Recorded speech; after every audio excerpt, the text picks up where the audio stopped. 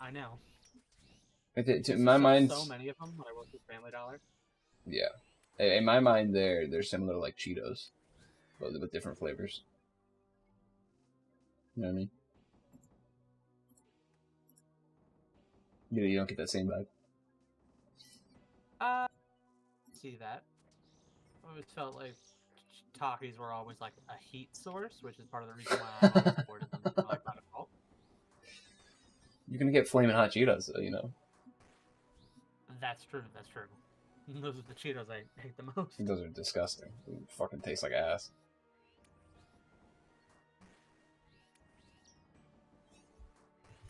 But not all Takis don't just have like spice flavor. They got normal ones. Oh yeah, that's true. They got like the lime ones. They got the what's it called?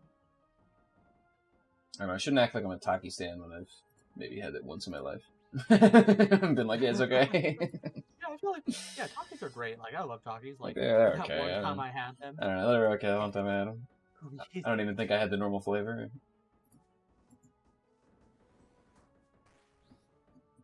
Well, anyway, welcome. Welcome to the stream. Hi, stream. Today, we're here today with a stream. The stream today, we're here today. Yeah, we're talking about today.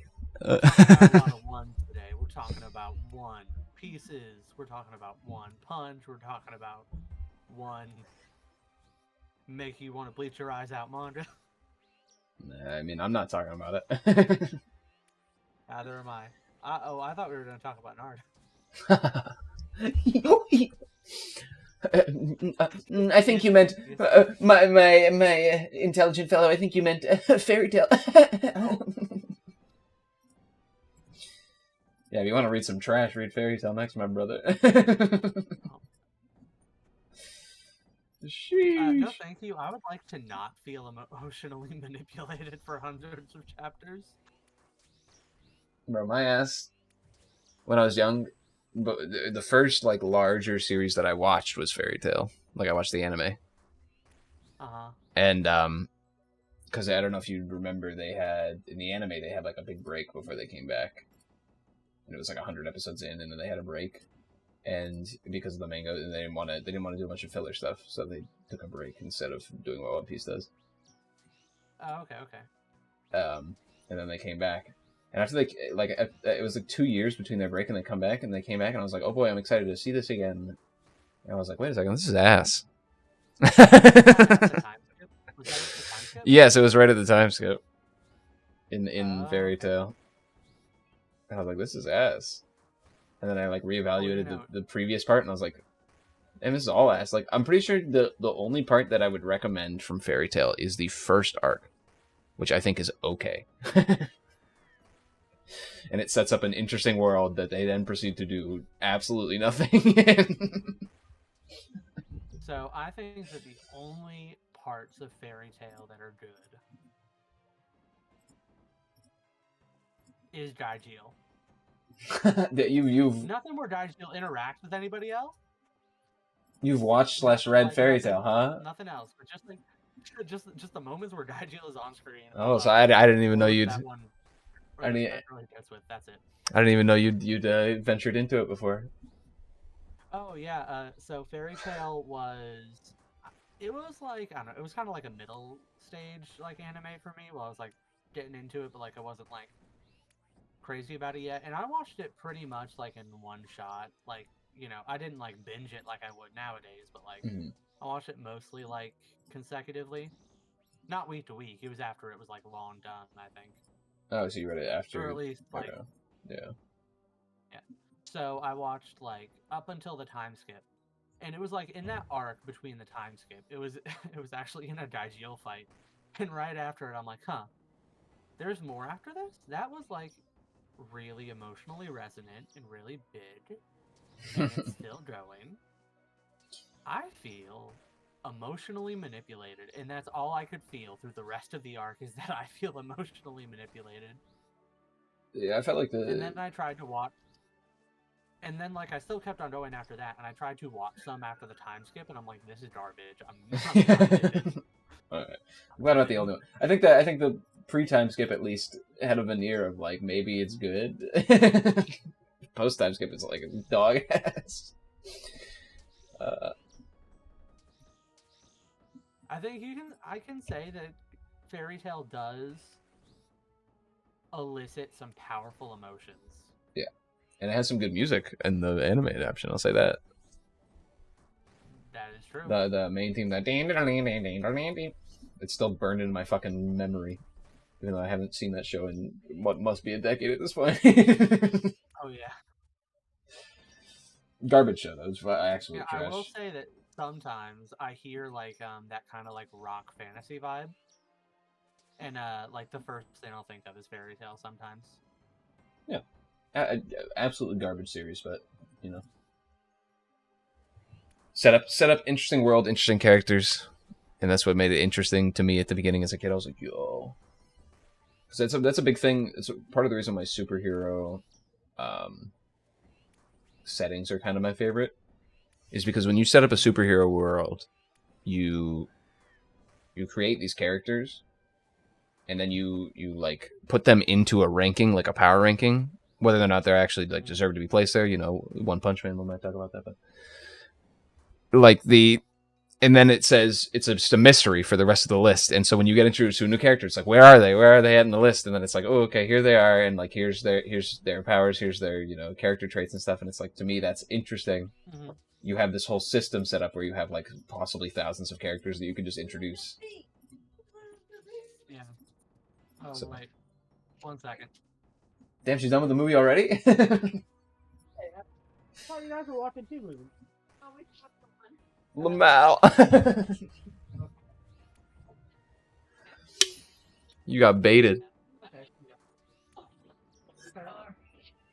What movie did you slime or cook? Okay.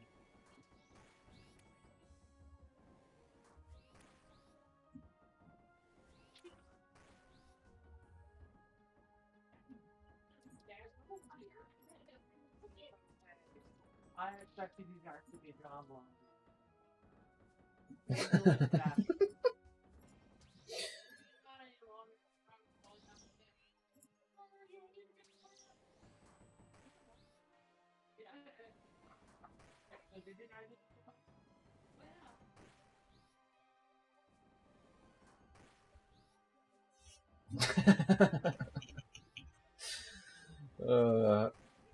So you don't know what I'm doing, by the way. I'm just doing RuneScape because I was already playing it, and RuneScape's just kind of like a passive grind game. So I was like, oh, I might as well passively grind while we're playing the stream instead of like doing Pokemon and just running around for 14 hours. You know what I mean? So I might as well have fun. Doing the grind, I gotta finish the Slayer task, which it will be when the Zamorak has 161 next to it, is when my Slayer task is finished, because this is displaying incorrectly.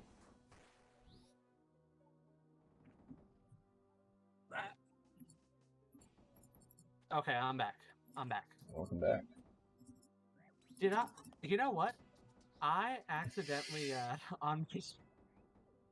So instead of clicking the button to mute me on Discord, I instead muted you on my stream. Well, which I think is the funniest option. Are we ending the stream? No. We're still good to go. Okay. Yeah. I had to go double check to see if they ate while they were out, because I was under the impression that they were going to go see 2 movies and then come home and then we'd have carbonara for dinner. But instead, they just saw 1 movie and then went to Applebee's and then came back. Oh. Thankfully, I dodged the bullet and didn't have to watch slime and didn't have to eat apple. Let's go. You're not a fan of slime? I'm sure I'll like the next. I'm sure I'll like the most recent season more than I liked the season before that. But I only watched the first season, so I think we talked about it a little bit. Yeah, I really loved the first season. Like, it wasn't like perfect by any means, but I really loved it. The second, how many are there? Are we on 4? Jesus. So I really liked most of what I saw, but then there was a series where slime spoilers incoming. There was one season where like everybody dies, or at least a lot of people like die, like dead. Mm-hmm. Oh wait, do you mind slime I don't spoilers? I'm care. sure you don't. Okay, yeah. So there's one season where like a lot of people die, like dead, and then they bring them back at the end of the season. Yeah. Why wouldn't they? No, that's the And thing. I think we mentioned it while talking about Hunter x Hunter because Slime was coming out right around the same time. Oh But then we yeah. were talking about it. I think what we were talking about is that Hunter x Hunter is really good at, getting around the genre of shonen. And we brought up Slime because Slime is like the quintessential example of somebody trying to perfect the genre of shonen and just like going into all of the like pitfalls of shonen, but still being like a good show. And so when you say like a season where a bunch of people die and they get revived at the end, yeah, I expect that. And not unexpected. But also I got spoiled on that beforehand because Alexa was like, okay, I'm gonna read through all the episode titles ahead of time, which is fine. But I was in the room at the time, so I could not avoid like seeing the synopsis flash in front of me, and I was just like, and I saw the fact that everybody died and everybody got brought back to life in like one synopsis of one of the last episodes.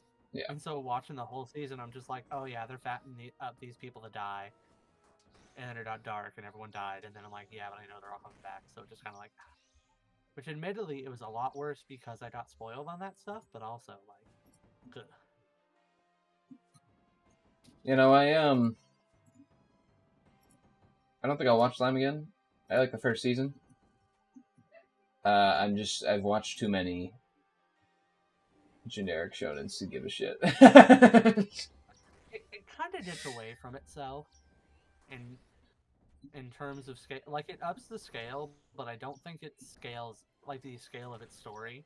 Like, it ups the scale of it in terms of how many people are involved and whatnot, and it doesn't always scale gracefully. Yeah, no, sometimes it does. Sometimes it doesn't. It's just unfortunate for it because I know if Slime had come out when I was back in middle school or high school, I would have been all over it. I would be fucking pogged. But it's like I'm so through the ringer that I only watch stuff that I know has like a level of quality at this point now.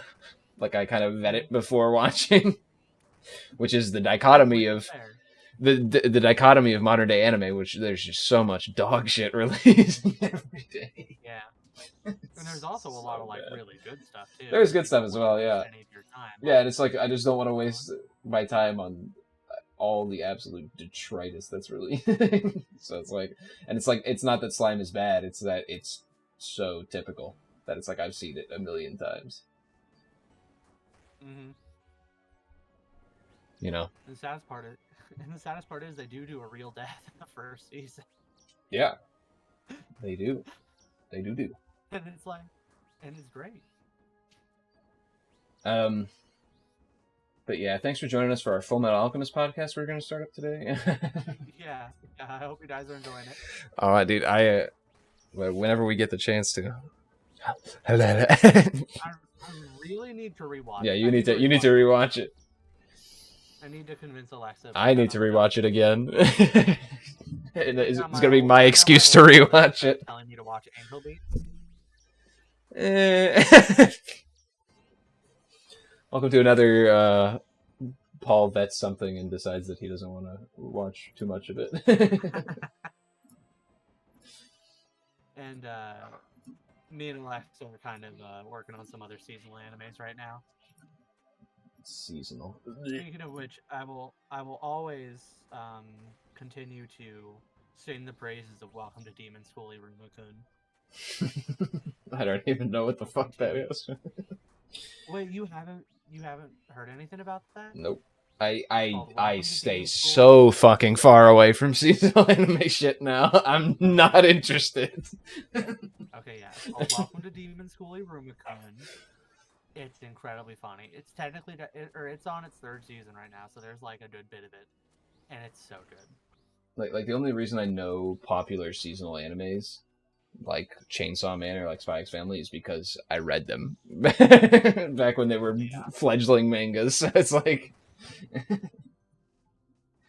most seasonal anime I could not give half of a rat's ass about. Which is fair.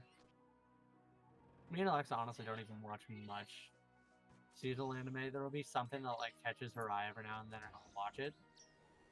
But like, you just started the Tomo-chan as a girl causes me physical pain. It's so good, but like the secondhand embarrassment I get from watching it causes me physical pain. But like not in a way like this is bad, but in a way that like it hurts me. But like it's a rom-com, so that's kind of like what you expect going in. Mm-hmm. I mean, there are plenty of good rom-coms out there for you, buddy. I mean, I was just mentioning Spy X Family. It's right there. Yeah. Oh, yeah, we're watching that too. The last episode of the dub just like isn't out yet, which is weird. It's been like over a week, and they're just like not putting it out. This is Kaguya-sama, if you want another rom-com. Very good. Another one that I read as a manga before it.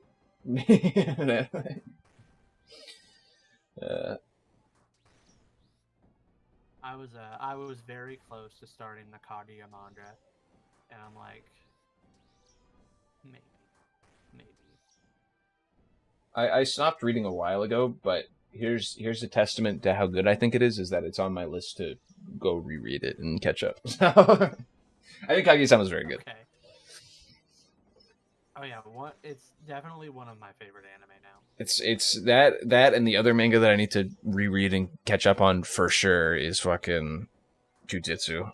Oh my god, Jujutsu is so good. But I got a little lost, and I'm like, I need to reread this. Okay. Maybe I should read Juju. Juju's so good. I'm afraid because like I want to watch the anime first. So I'm like afraid I'll hit the point where like I catch up and I'm just like, I could hit that next chapter button. I did. All I'll say about Juju is the author on multiple occasions has claimed they've been inspired by Hunter x Hunter. So that's all I'll say about Juju. That's enough for you. That's so not, well, I was already reading it at the time they said that, and I was like, let's go. I can feel it. I mean, it is genuinely very good. Yeah, definitely. What were we here to talk about again? Oh yeah, that's right. One Piece. One Piece. Huh? One Piece. The shop. So before we really get into it, how you been feeling on these recent chapters? On these recent chapters? Well, the most recent one as well that just released, I think. Didn't the most recent chapter just release? It's not on the American Jump app yet. Okay. Because I checked today. Yeah, don't worry about it. It's fucking stupid. I'm not gonna say anything, but this most recent chapter made me like I'm very worried. It's the issue with One Piece is when I was recommending it to you and recommending it to other people, and even still, I'm like, this is such a good series, and like, there's so many good stuff it does. And then the third act of Wano happened, and I'm like, what happened here? And since Egghead's been like a little like, I've been looking at it with like a finer eye, and I'm like, have I been wrong this whole time about this series? I think the answer is no. So I think that maybe I'll dip out for a while, wait till this arc is done, or at least more substantial, and then read it all at once. But like, I definitely feel like this arc is kind of dragging its heels a bit. It's not even that it's dragging its heels. It's that it keeps... So we knew that when coming into this Egghead Island, and we're just talking about Egghead now, who fucking cares? We knew coming into this Egghead arc that we were going to get a bunch of lore drops. You know, we had never seen Vegapunk. Vegapunk had been studying all this stuff about, like, duplicating fruits and stuff. So it's like we knew coming into this arc that we were going to get some interesting lore drops. The issue is, every single lore drop has one of two issues. And it's either the lore drop has to be a twist, which no, it doesn't. Like, you can just write a normal lore drop. Yeah. Or it has to be covered with vagaries, like that man did this thing at that place, and it's like, why can't we just like? Why can't you just write it happen? Like, why can't you Why just? can't you just tell us? It's an issue with things like Kaido's backstory where we just don't get fucking anything. Yeah. And the reason why is because he's connected to a larger plot point, so we're just not going to see anything until that larger plot point is explored. And it's like, well, that fucking sucks for this character that's been the antagonist of your major arc for... Okay. Anyway, let's go back to... Hey, so what were we talking about last time? Last we were doing... I think we just got onto Amazon Lily. Yeah, we were on Amazon Lily. If you want to keep up with the arc by arc stuff. So I don't know if we just got there. I think we did. I think we...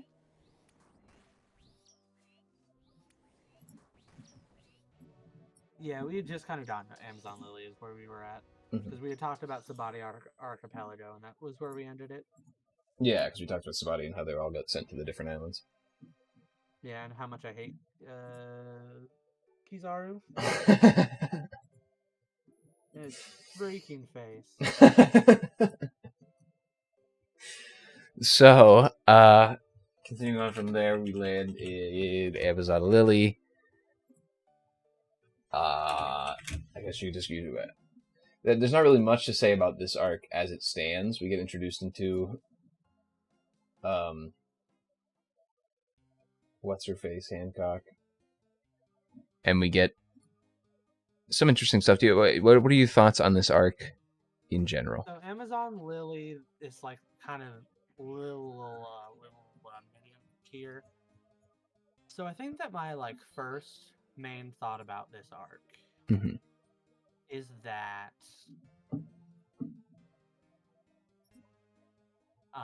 there's a joke in it, a pretty good one too. Besides that, I think that it's very interesting. So the first thing that I like about this arc is that it shows someone like actually being charmed by Luffy, which is just so funny to me. Especially with their power. Yeah. And I think it's a little annoying that overall Hancock gets a little bit relegated to just being like the person in love with Luffy in the future.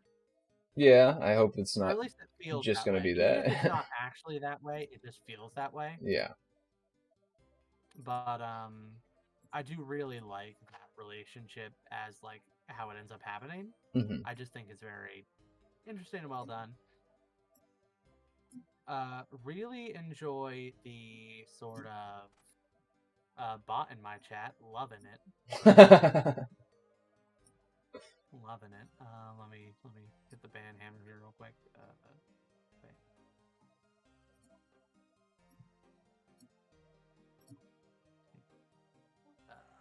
Where was I at? Really enjoy the... Oh yeah, also, I really think that this arc has, a large part of it has been setting up hockey. Like, Sabati into... Okay. Like, I would say Sabati into Amazon Lily are both setting up hockey and how it will appear in the future. And you imply this is a good thing. Oh yeah. So like I said, listen, one of us likes it, I guess, and one of us doesn't. When we get to the time skip, we are going to have my 2 to 20 power systems in One Piece conversation, and I am going to be really happy in the first part and really mad the second. But so yeah, so I like the way that they're setting it up here in this first part.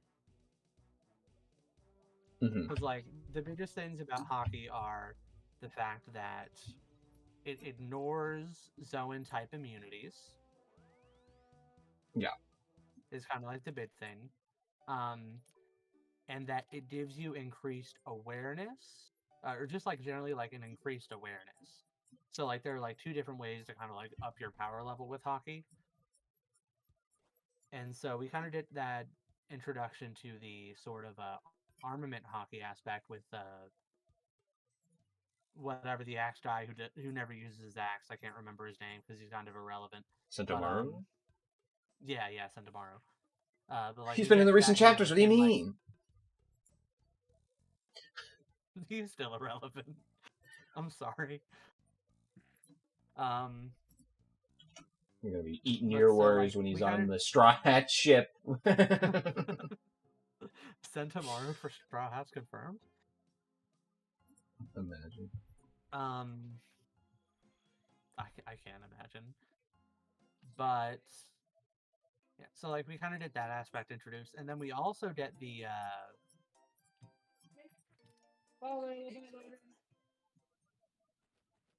and then in this arc we get introduced to color of observation hockey, Mm-hmm. which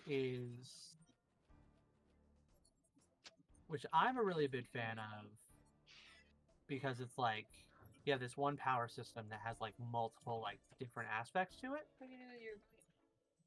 Oh, they're on here. I haven't chosen a place to like put them on the desk yet. I might just put them in the. Yeah, I might just put them in the lunchbox of the other little figures, but I haven't decided yet. But yeah, so color of observation hockey I really like it. It's probably my favorite of the like hockey branches in terms of how they've used it. Mm-hmm. And so I think that this introduction in it is really good because it's like, yeah, this is this thing. It's really helpful. It's not the be all end all though. Like having this isn't going to let you beat an opponent who is like just definitely stronger than you or better than you. Yeah. With like watching like Luffy versus those two Amazonesses. Mm-hmm.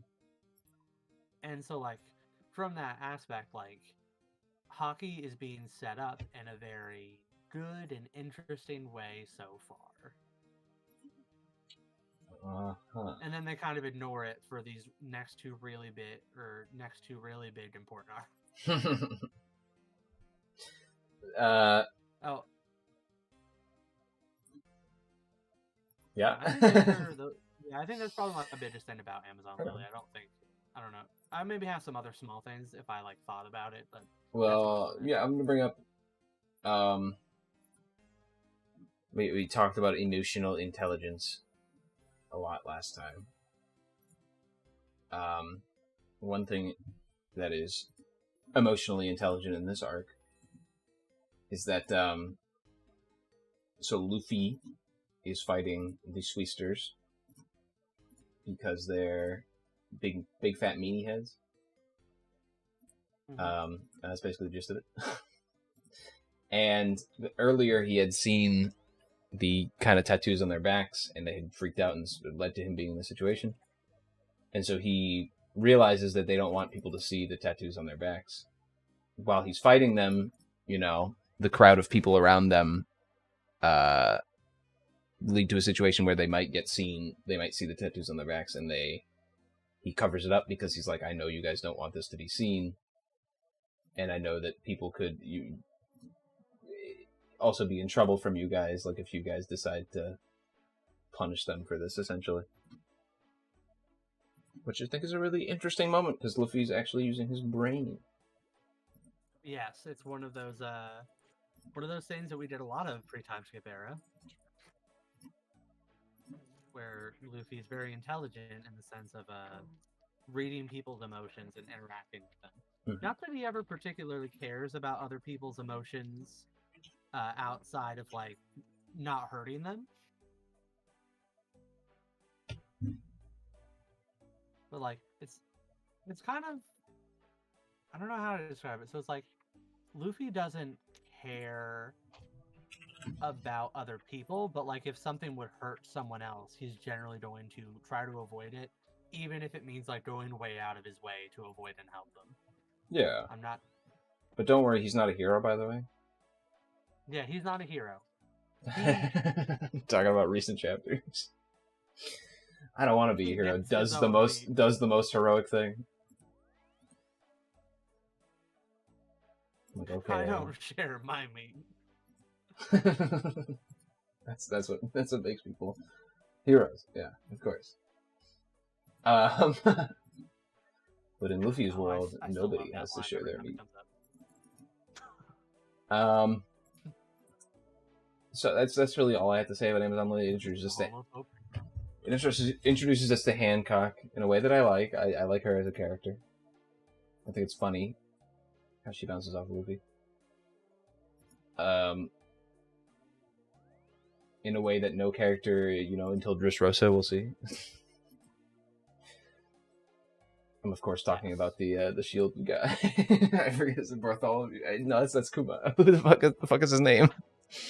Oh, no, Bartolomeo. Bartolomeo, I think. I might have one of the syllables wrong. Oh god, I love him so much. I love you, Bartolomeo. But yeah, it's an interesting arc because it's kind of Luffy doesn't kind of think that there's much trouble yet. He's just kind of goofing around still. And until he hears about the fact that Ace is in trouble, and he goes to Hancock now, who has fallen for him for all intents and purposes, and like asks, "Hey, could you take me to see my brother?" She's like, "Yes, sure, of course." Trips over herself to help him. Yeah. And that leads into the next set of arcs. So if you don't have anything else to say about Amazon, I really don't either. Yeah, that's about it. But funny penis jokes? You don't got anything to say? Nah, I don't want to dwell too long on those. I don't want to stretch it out. But it does stretch.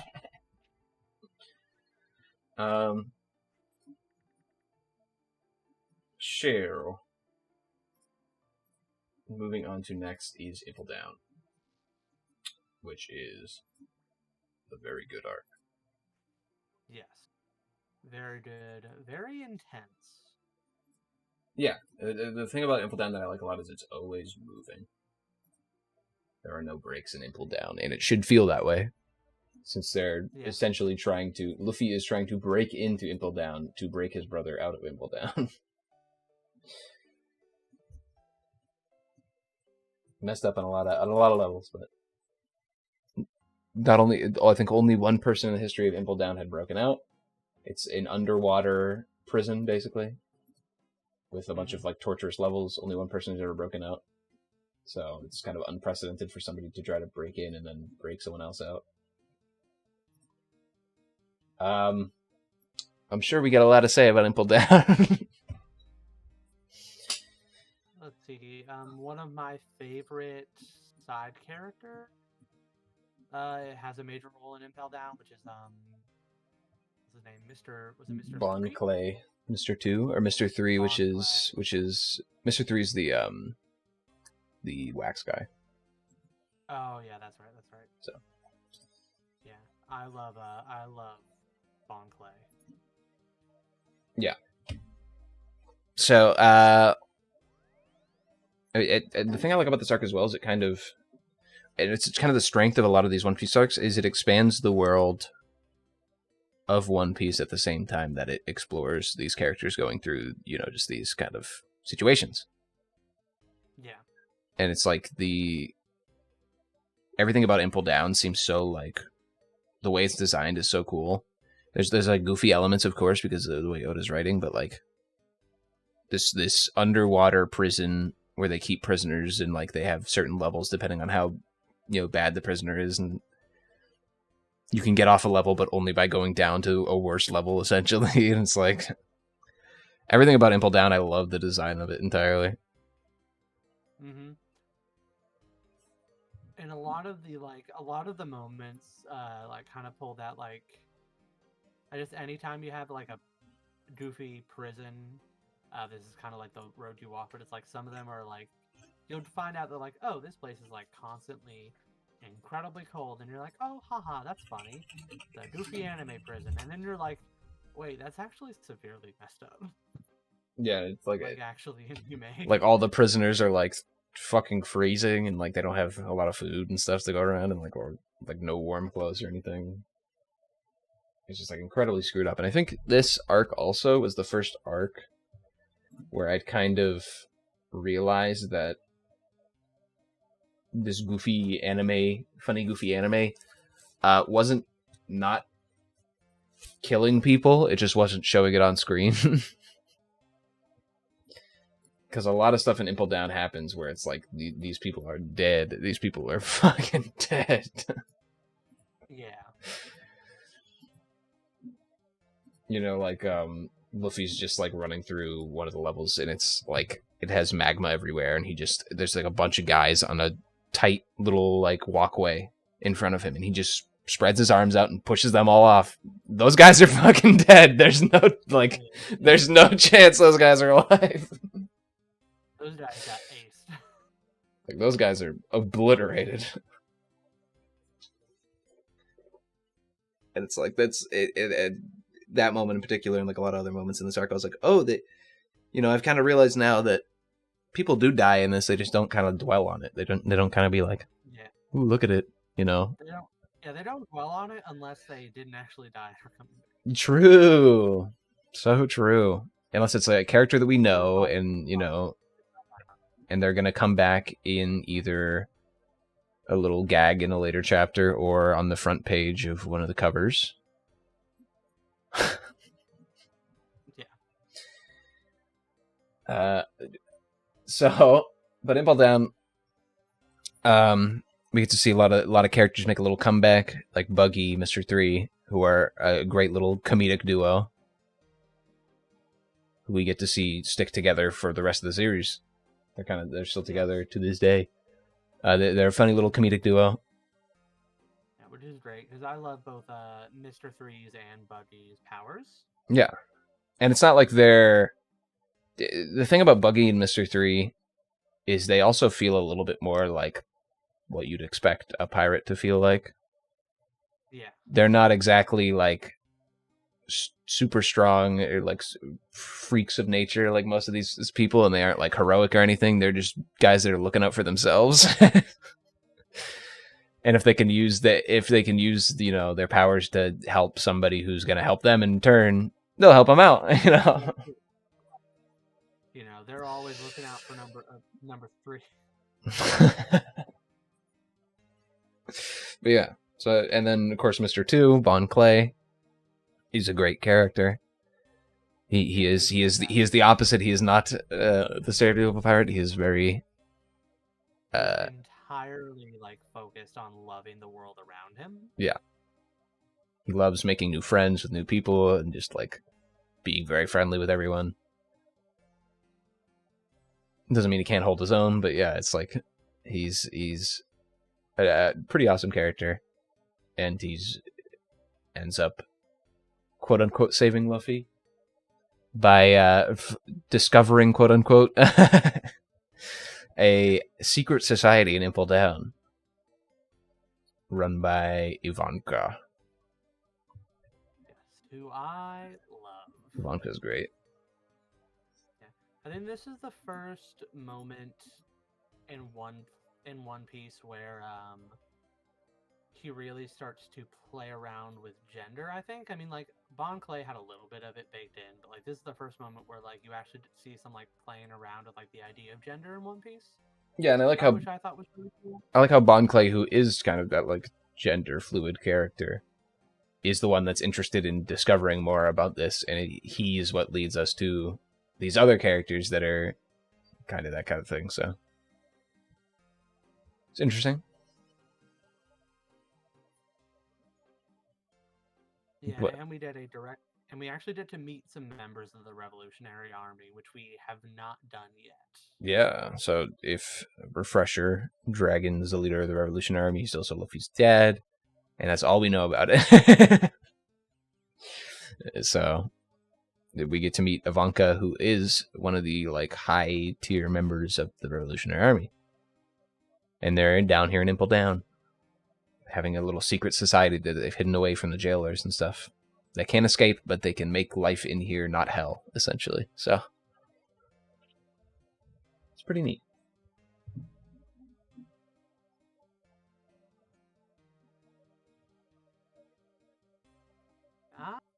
really like him. Yeah, me too. I'm trying to think. So Luffy ends up taking dangerous poison damage from a poison man. Or venom man. I don't know exactly, I don't remember. But Magellan, the warden, he ends up taking some like damage that will essentially kill him. Yet again, this arc is not shying away from fucking killing people.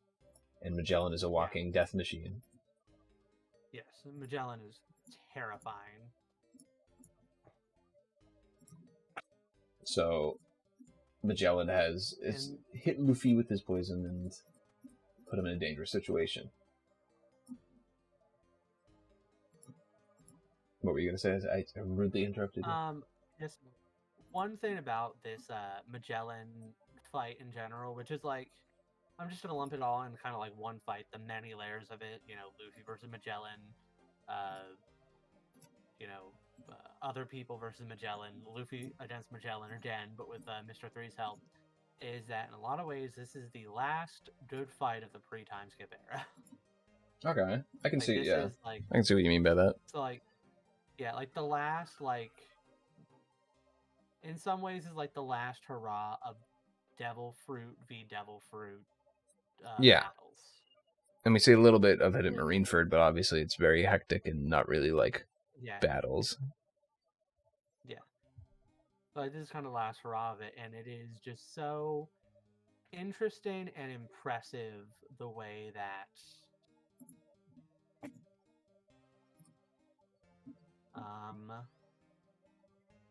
there's no train of thought. Yeah. So like the way that Magellan uses his powers is just so cool and interesting. Yeah. Like one of my favorite like Devil Fruit implementations is definitely Magellan. Yes. Because it's like, oh yeah, poison. What can you do with that? And it's like, oh, you can make a dragon. And that's a big thing about what I like about pre-hockey One Piece. Is that everything had to be creative. You know? Mm-hmm. And many of the fights post hockey are still creative, but like there's a certain spark that is kind of missing in most of them. Yeah, when in one of the more recent chapters, when, you know, Blackbeard and Law are fighting, and Law just goes, oh, if I have strong enough hockey, I can just negate his power. It's like, oh, bruh. It's like, kind of lame.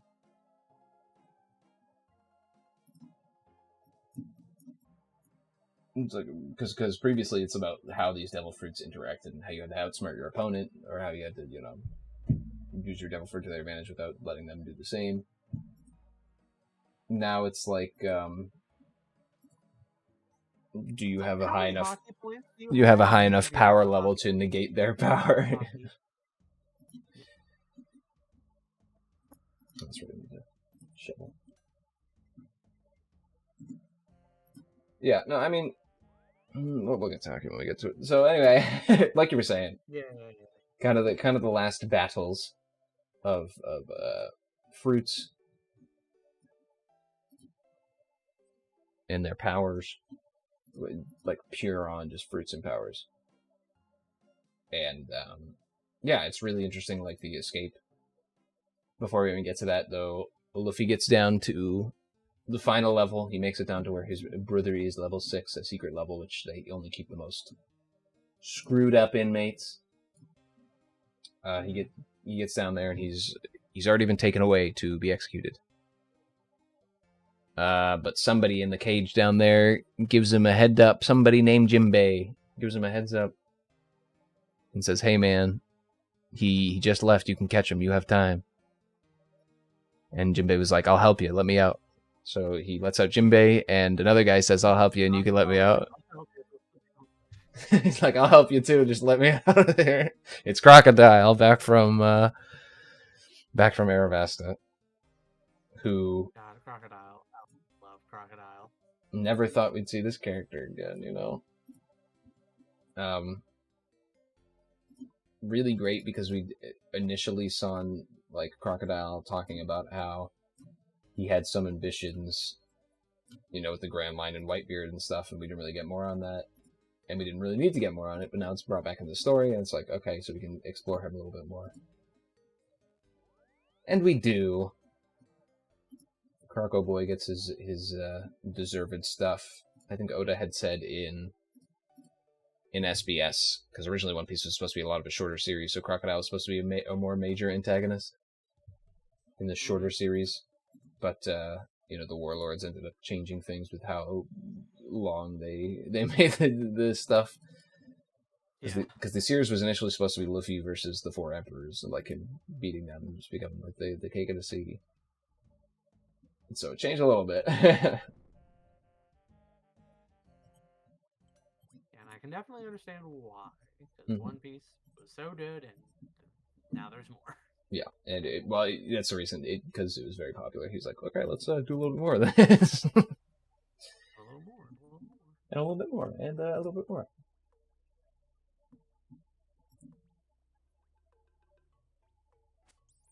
But, so yeah, Crocodile and Jinbei are helping out Mr. One as well. I think it's lets out, like, so a lot of the Arabasta people are back and ready for action, which is funny.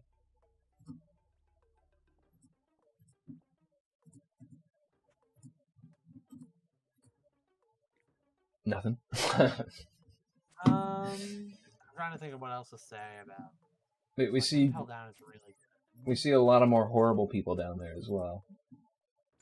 That's true. But we aren't, you know, they kind of stay there for now, you know. They're not gonna get out anytime soon. We're also gonna have. Oh yeah, that's right. There's also the double whammy of that. Like while this is happening, Yes. Blackbeard is right after is that the break into Impel Down. So like, not only is this entire Paramount War that's about to happen, not only is all this Blackbeard's machinations, this is also like to unstabilize the world. This is also a power grab for him and getting more powerful crew members from. Yes, and that's a big thing I like about this. This is all Blackbeard setting up a plan and putting it into motion, and it working. The villain is being competent, which Blackbeard stays throughout the whole series. Haha. Blackbeard does some really intelligent stuff here. The reason why he captured Ace is to get this whole situation going for multiple reasons. One of which being he can get more powerful crewmates from Pull Down in the process by coming in right after they leave. He's a warlord, so he's affiliated with the government at the moment. So like, oh, come on in, Blackbeard, you know, come on in, buddy. And then he just starts destroying things and makes his way to the bottom level. On their way, they pass Luffy and them making their escape. And Luffy has to kind of make a decision. Is he going to confront Blackbeard here, or is he going to get out and try to save Ace? Which is both of those would be the wrong decision. Unfortunately for Luffy. And Jinbei basically convinces Luffy to let go the beef with Blackbeard right now because saving his brother is more important. And yet again, another reason why Jinbei is the GOAT. Jinbei best straw hat. Jinbei's my favorite. I love him. So they get out. Sacrifices are made along the way, you know. But they make their way out. They have some... part where I actually did think that Bon Clay died. Yeah, I didn't know that you didn't think that, mate. I slightly spoiled you there. Sorry, Sage. Yeah.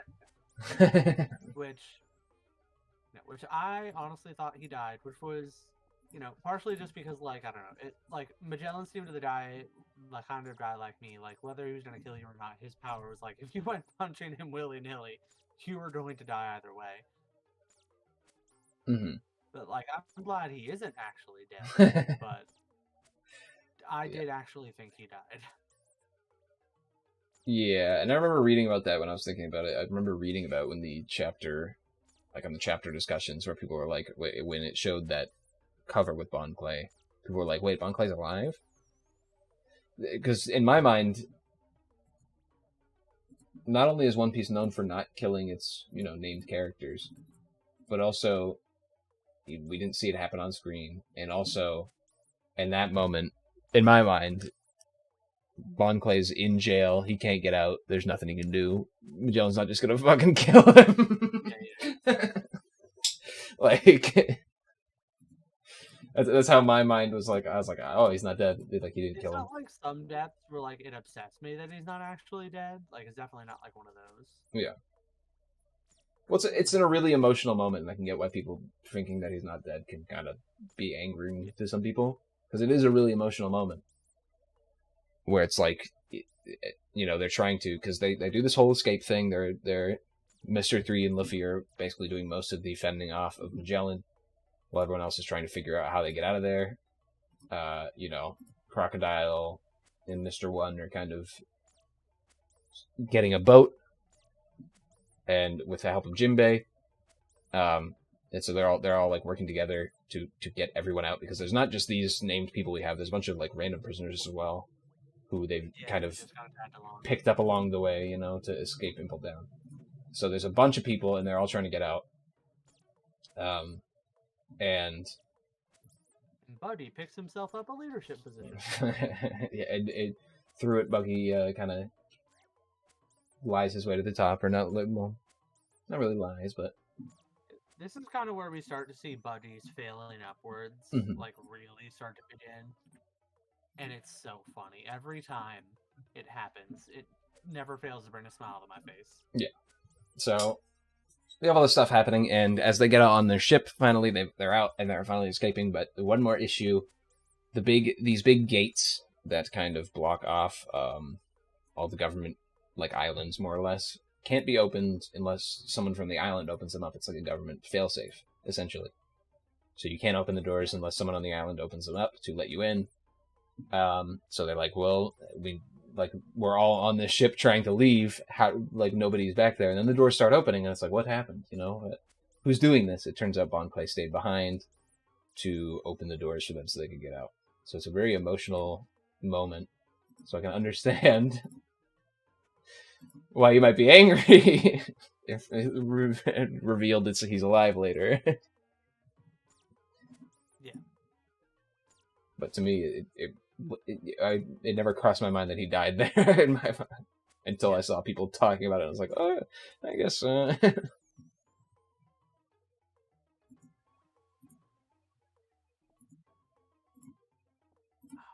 Clay, I love you. Great character. So they get out of Impel Down, and Luffy announces they're heading to Marineford, to the dismay of most of the normal pirates on the ship, who are not powerful. They're like, why are we going to Marineford? But some of the other leaders, the like interim leaders of this kind of motley crew, like Crocodile and Jinbei, and with a little bit of coercion, Buggy, are agreeing that they are heading to Marineford. So the little crew heads to Marineford.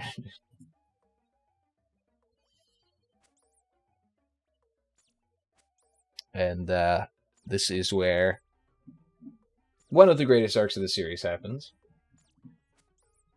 Yes, many people would say that. Many people are saying this. I'm kind of ambivalent about Marineford, if I'm being honest. Really? I know that's kind of heresy, but like I'm a little ambivalent on it. But that's also mostly because Ace was never satisfying to me or interesting. I can see that. Not that it's bad by any means, and I still really enjoyed it and was like hooked from moment to moment. But like even looking back on it, I'm ultimately mostly ambivalent. For me, Ace wasn't even like the major. Like obviously he was the reason why these events are happening. But he's like the matchstick for the fire. Yeah. To me, the fire itself is more interesting. Yeah. And like the fact that Ace is so pathetic, like can kind of like tie into that.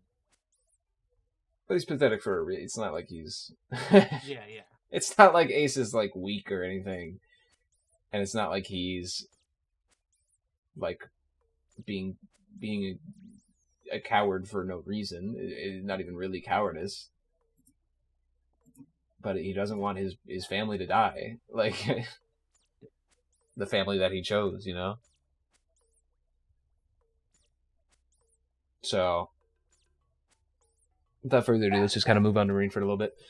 Thank you for the sign-in, whoever that was. I don't know which one of your dogs. That one was Zaddy. But yes, so Marineford. As Luffy and his motley crew are making their way over, Ace's execution's about to start, and some details are starting to be revealed by the world government about why they're doing this and why they're making such a huge show of it. The reason why, the government explains, is because Ace, they figured out, is the son of the late Pirate King Gold Roger.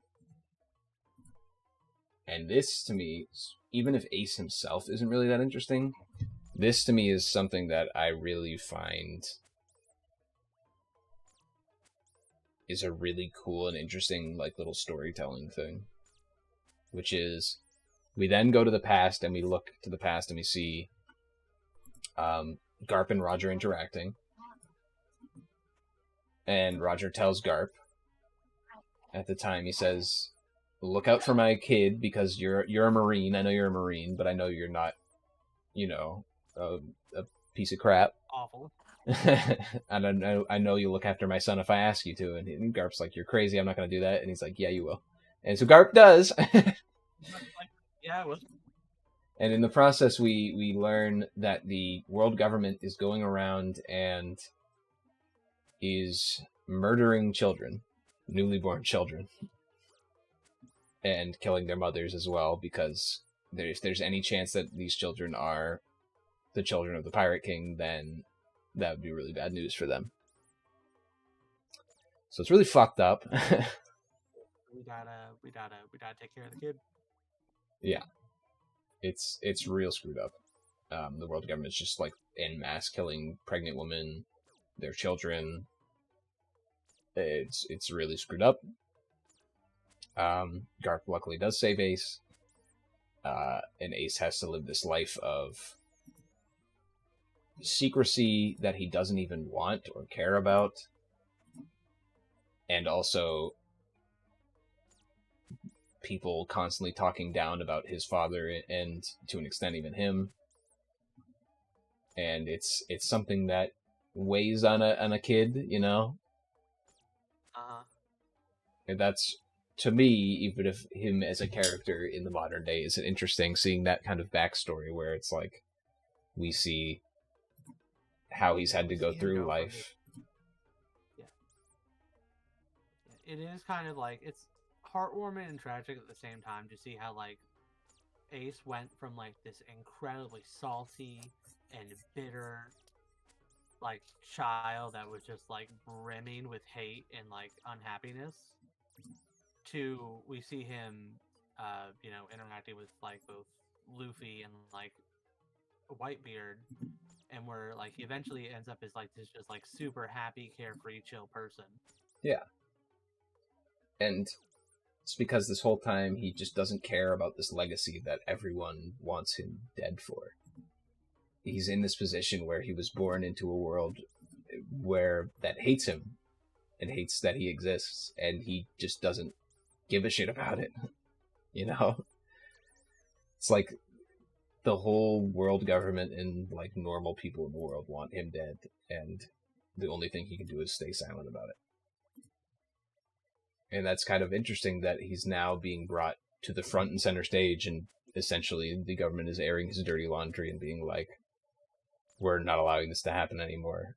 And it's something that he never even wanted in the first place. You know, he didn't want to be Pirate King. He didn't care.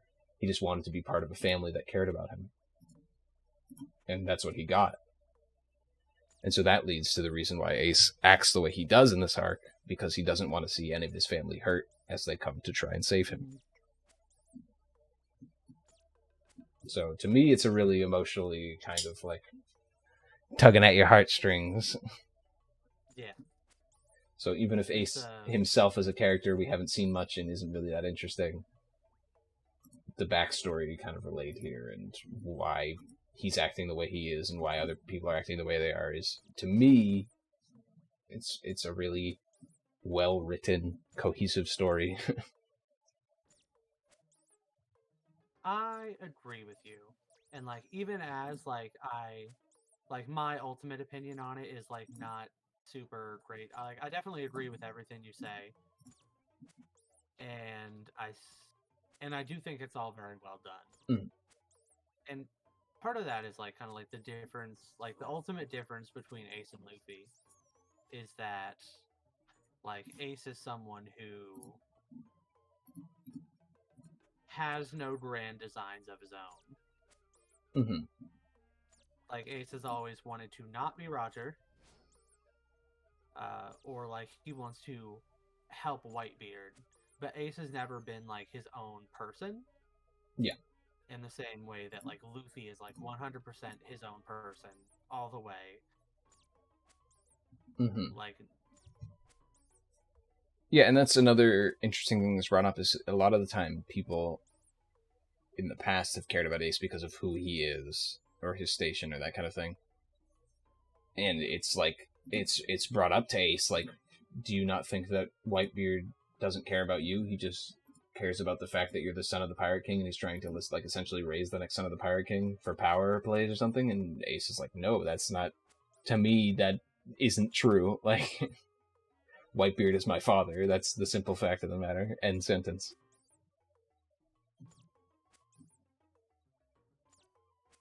and I really do love Whitebeard too.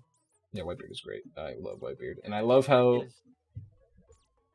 Whitebeard's backstory is just he wanted a family. And so he made one. Mm-hmm.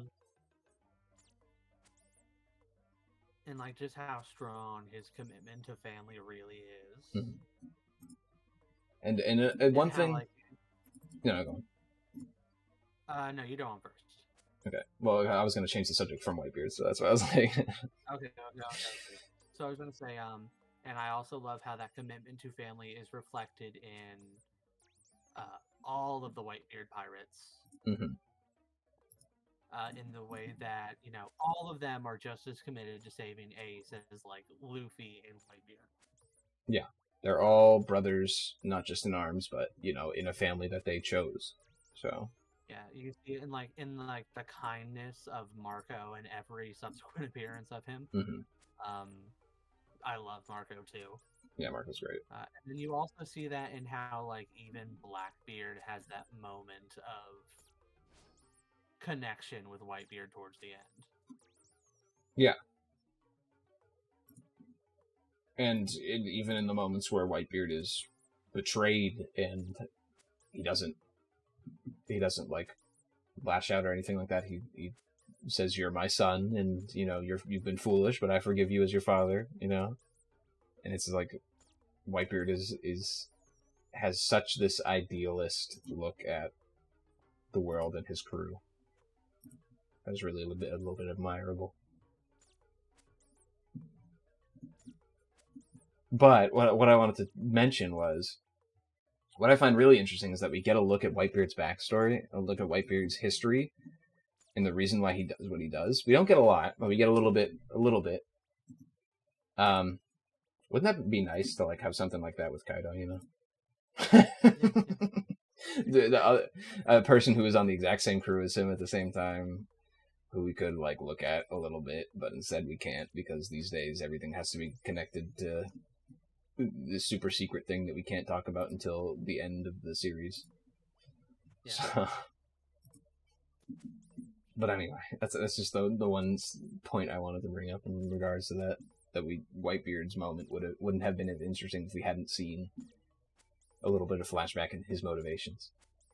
Yeah. Which, you know, parallels a character that isn't as interesting because we don't get to see those flashbacks. But yeah.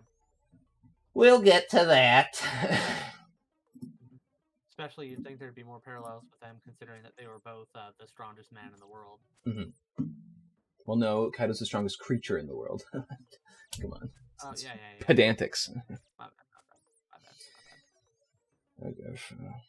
I don't know how many times people on Reddit are like, the strongest indicates the strongest in that field.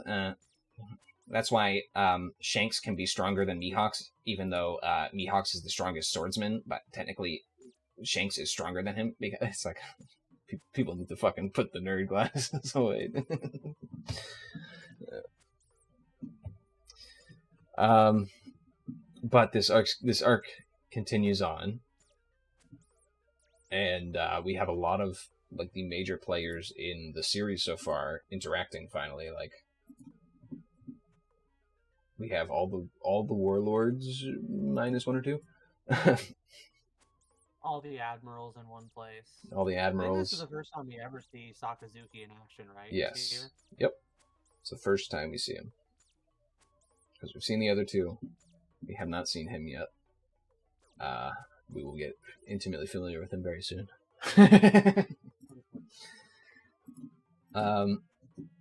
But this whole war is breaking out between the Whitebeard pirates and, you know, the government, because they're trying to kill one of their own. And they're trying to save him. Luffy's crew arrives. They're helping out as well. And one moment I like...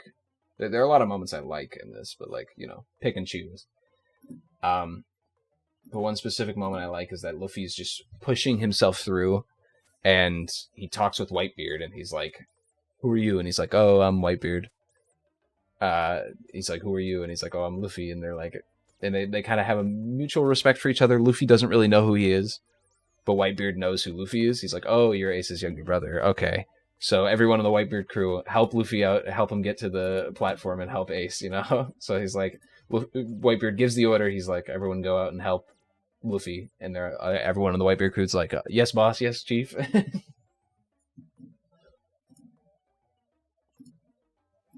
it's great. Yeah.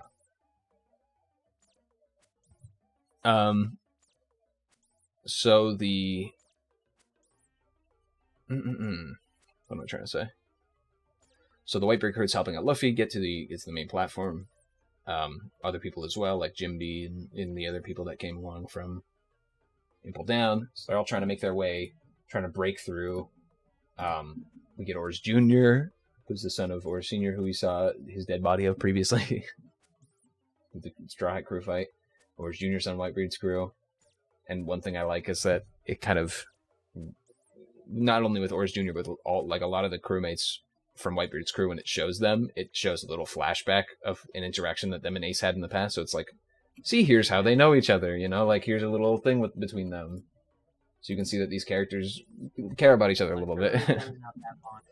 Whitebeard's crew's a family. Yeah, so like Oars Jr., it shows like Oars Jr. was always like mad that he'd be out in the rain and everybody could go inside and he couldn't and stuff. So Ace made him a giant straw hat to cover his head so that he wouldn't be stuck out in the rain at all times, or block the sun as well. So it's like nice little moment between these two guys that consider themselves brothers because they're on this crew, you know.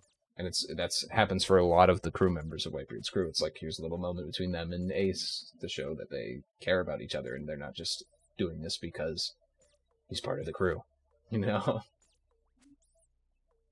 So that's another thing. I like a lot of stuff about this arc, you could tell. Yeah. There's a lot of stuff in this arc. Yeah. So it's really good that there's a lot to like. Yeah. Kind of speaking over your chances, I should say. Do you have anything to say thusly? I definitely, let's see, do I have anything else to interject with? No, not at the moment. I really like... See, there's that little moment with Crocodile where he tries to hit Whitebeard. Whitebeard just pops him away like a fly, basically. Yeah, like, Crocodile, you're pathetic. Whitebeard's like, you fucking whelp. He's like, you're back. He's like, go train up for 20 more years and you'll be able to have a chance against me. Yeah. Oh god, I love it. The fact that, like, any single person just feels, like, pathetic next to Whitebeard is so great. Whitebeard is just this all-encompassing force that nobody can compete with, really, on a singular level. Except for one of the admirals. But he doesn't really compete with him, he just kind of holds him back, prevents him from moving forward. And honestly, debatably, I don't think... Like, yeah, Aokiji going all out can stop an earthquake with his ice, basically. Mhm. But that's not necessarily like beating or even like matching him. Yeah. That's just like, yeah, that's how powerful an admiral is, but like that's how strong Whitebeard is. Yeah. And neither of them look weak in this fight, but obviously Whitebeard looks a bit stronger. Whitebeard doesn't look like he's like overpowering him or anything, but he definitely looks like he's like not going to be beaten by him.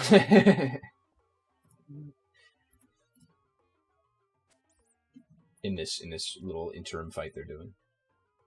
Yeah. But Luffy makes his way up to the kind of final platforms, dodging warlords and admirals and whatnot through the help of his friends that he's made along the way. And he gets up to, he's going to start climbing the final platform, the kind of staircase to the final platform or ramp or whatever. And there's an obstacle, there's an obstacle in his way. It is his grandfather, Garp, and this is one of my favorite moments of the arc. Is when we have Garp standing there blocking Luffy, and Luffy being like, I don't want to punch you, Granddad. Garp's like, you're going to have to get through me if you want to move on. And Sengoku, the leader of the Navy, is looking on at this fight, and he's like, because he knows Garp. He's been friends with Garp for a while, and he's looking on at this fight, and he's saying, this will be like kind of the... For him, in his mind, this will be how he determines if Garp is a loyal Navy man or a loyal family man. And as Garp steps up, Luffy gives him one solid punch, and Garp just crumples off the ramp and onto the floor. And Sengoku goes, so you prioritize your family over the Navy, I see, Garp, you know.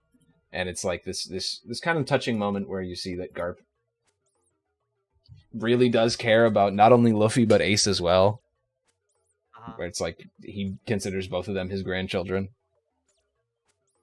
All of the like emotional turmoil of Garp in this arc just hurts me. Yeah, and Garp just can't do anything. He just has to sit there and hope that Luffy can save Ace and get out of there, basically. Yeah.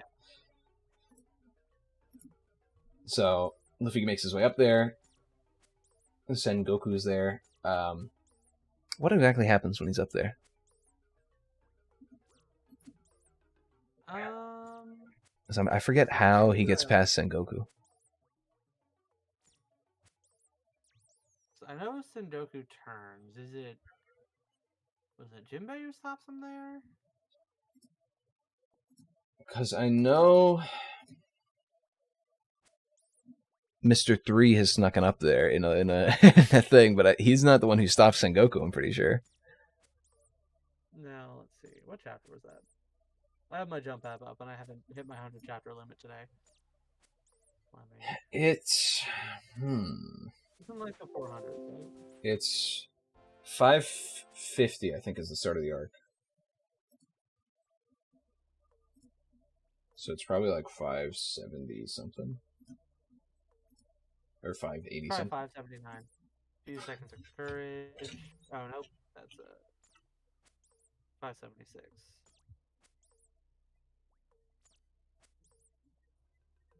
I'm trying to find it as well.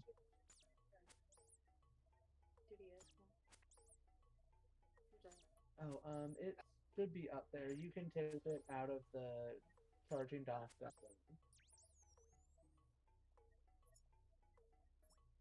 What do you want to play on the Tuesdays? Just felt like cluttering it up. I think we have an extra one if you want to play it sit down somewhere.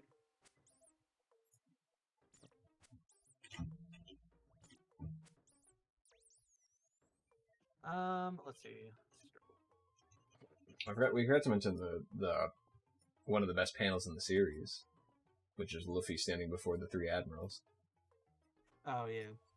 Where he just has the bar in his hand and he's just standing in front of them. Like he's just not afraid at all of these three of the strongest people in the world. Yeah.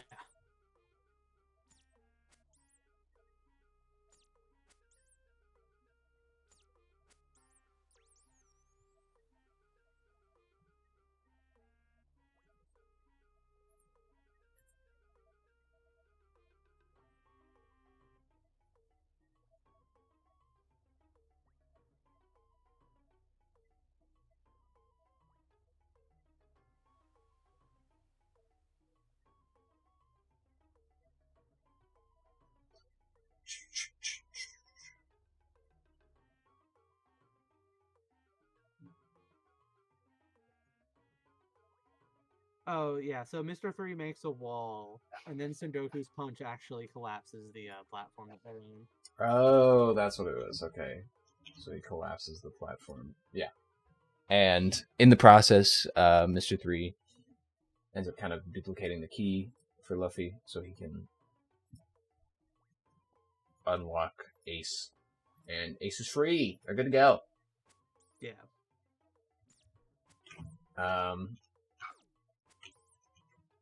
And I think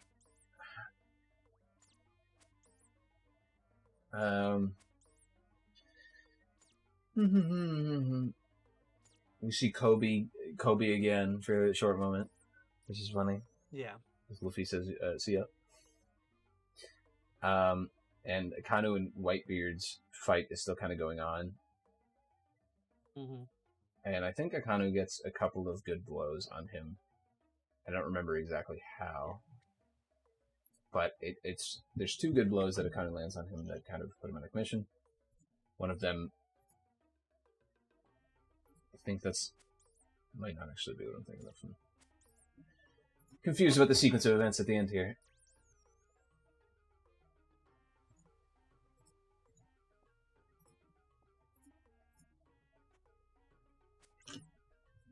But oh wow, I'm just kind of reading through the chapter right now. Just kind of like scrolling through it real quick. I'm like, I just kind of like hit me that I saw the one person in the page, and I'm just like, oh yeah, forgot about them. You'll be relevant soon, pretty. Oh, and even Jinbei calls them pops. Yeah, true.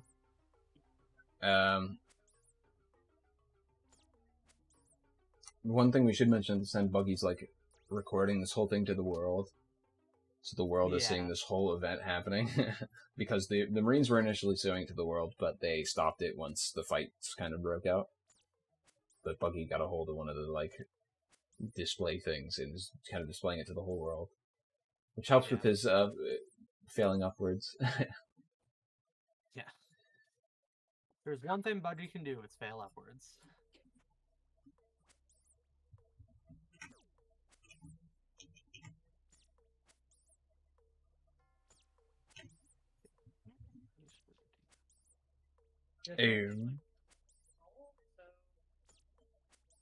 It's because you washed it and he can see himself in it. It's your fault for washing the dog bowl.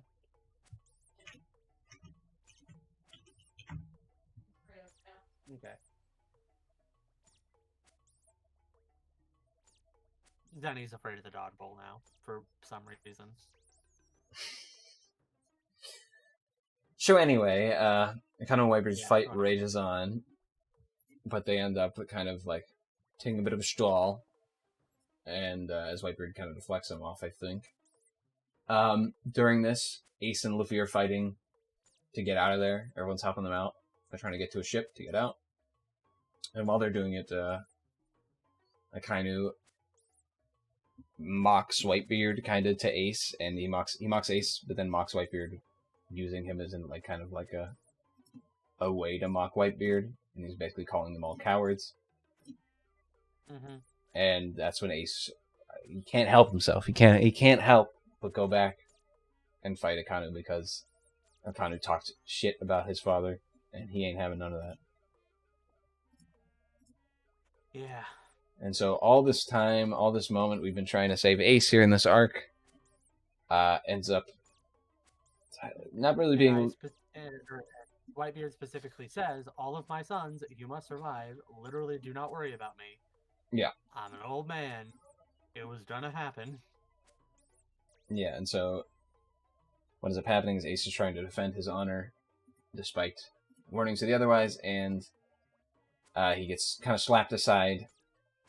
The Marines know about Luffy as well, and that he's the son of Dragon. And so Akainu says, in typical shonen fashion, I'm going to start with this one. I'm going to start with the weak one. And he goes to kill Luffy, and Ace ends up blocking the shot for him, dying in the process. Yes. which is a very tragic moment. And it's like a very frustrating moment because it's like you were almost free. Not like free, but like you were almost there. Yep. I spent all this time, like these whole past couple arcs have been a build up to trying to save Ace, and then it's crumples down with one punch from Akanu. Yeah. Who is a mean son of a bitch. Yeah. Immensely hateable. And yet, for some reason, kind of like him. Specifically in the more recent chapters. But we'll get to that when we get to that. Yeah. But yeah, he one of the only confirmed deaths in One Piece that actually is going to be real and not pulled back. Ace gets killed by Akanu here. And in front of everyone. The second actual death in One Piece. Mm-hmm. The first one being a ship. Hey, Drew. What? So, the rest of the Whitebeard crew is shocked by this, and Whitebeard continues the fight with the Kainu, not willing to just let him like lie where he, I don't know what I'm trying to say, let him just do that and get away with it. So Whitebeard fights Akanu. In his rage, Akanu actually kind of bests him and blows off half of his face.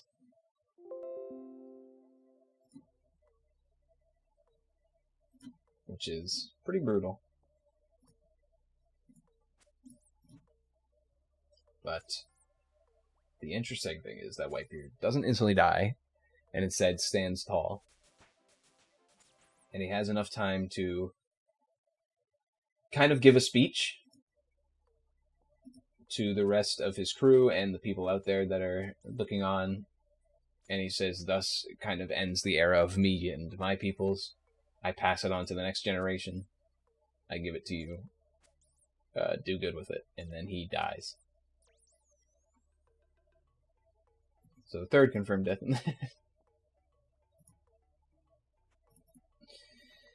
Cory,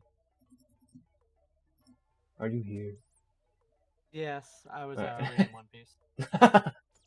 So yes, Whitebeard dies. I was looking more because I got in the order of events mixed up. I actually thought Whitebeard died before. No, Ace dies first. Yeah, Ace dies first.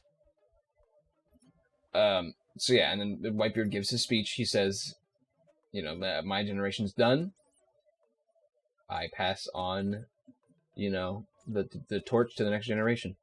And thus ends the era that will be known in the future as Whitebeard's era. Yeah. And it's sad. I think it was sadder for Whitebeard dying than Ace. Well, it's because Whitebeard was just introduced, but he was like such an interesting character, and the way he was introduced, like we'd seen him once before when Shanks talked to him. Mm-hmm. But it's like he was such an interesting character in the way he was introduced, and he's like literally the world's most powerful man, and like he's so much build up around him. On the world around him, so like immediately evident. Yeah, and he died, standing completely straight up, didn't falter. And he sent like a message on to like, it's kind of like a message on to the next generation, like you take it from here, kind of. It's a really nice moment in the wake of Ace's death, but moments earlier.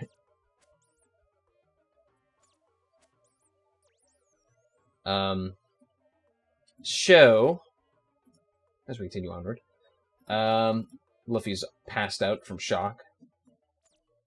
Jinbei is protecting him, and Jinbei also ends up taking kind of the same wound as Ace from Akainu. Akainu punches a hole through Jinbei's chest. Luckily, Jinbei survived it, and Ace didn't. Who knows the differences? But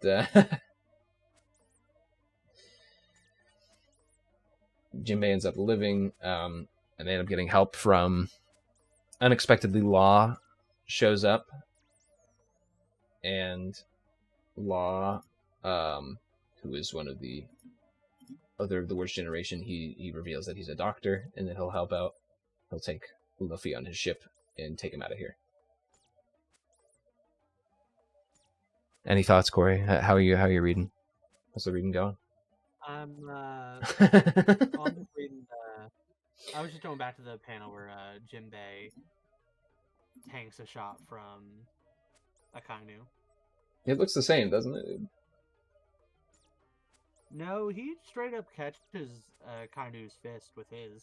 Oh, okay. I'm pretty sure he gets like, damaged. He maybe just hit in the chest on the way. No, because he gets. Yeah, he just damaged by it. That's where Luffy's scar comes from. Is when Jinbei's protecting him, the big X scar on Luffy's chest. Is when Jinbei's protecting him, and it kind of punches through Jinbei into Luffy.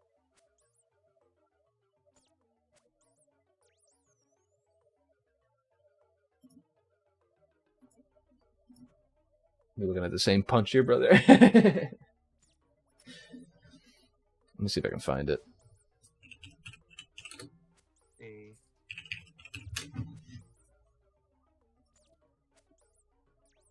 Yeah, because it's the panel right after.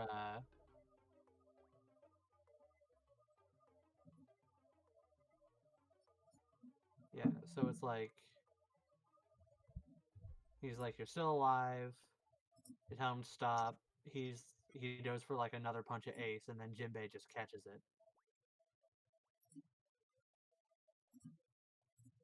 And then here's the panel I'm Whitebeard talking about. pirates come up to fend him off. Is there like? Here's the panel I'm talking about.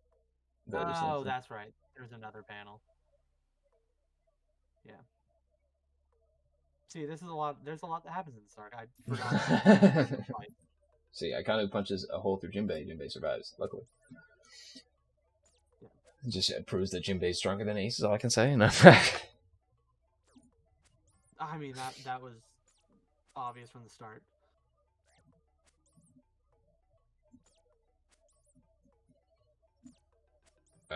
But they end up getting on Law's ship and leaving. As this happens, Blackbeard shows up. Another part of his cruel plan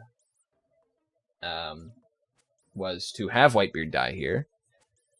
And Blackbeard reveals, because of his fruit, he can steal Whitebeard's power, essentially. He doesn't show how he does it. He covers it up with a little cloak. And steals his power under the cloak in a couple minutes and comes back out. And he now has the earthquake power, as well as his dark fruit power.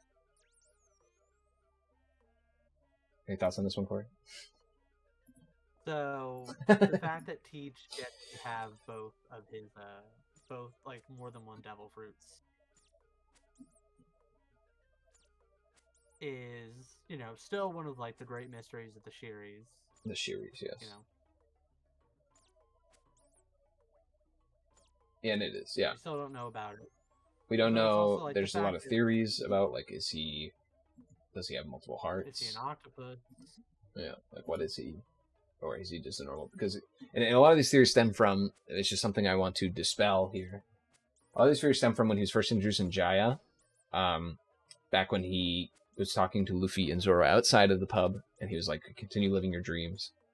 One of my favorite introductions of a character ever is Blackbeard's introduction in that arc. And he's like, continue living your dreams. And then Luffy and Zoro walk away, not looking happy or reassured, but they look pissed off.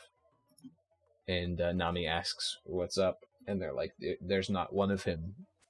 And they're implying that his crew is there, which it shows a couple panels later. It shows the rest of his crew. But people take this to as a theory that they recognize that he's multiple people in one body. Which I don't think is what he was going for. I don't think that's what he was going for here. If that was the case, I would not cite that as evidence. Yeah, because it's literally right after they show, and they've interacted with people in his crew before. Doc Q like interacts with them earlier in a couple before they go into the bar, so it's like they've interacted with them before, and they a couple panels later is literally showing his different crew members. You know, they see Burgess like suplexing some dude off a building, so it's like they know he has other crew members there. It's not because they think he's multiple persons in one body. Also, Luffy and Zoro aren't going to be recognizing that. Yeah.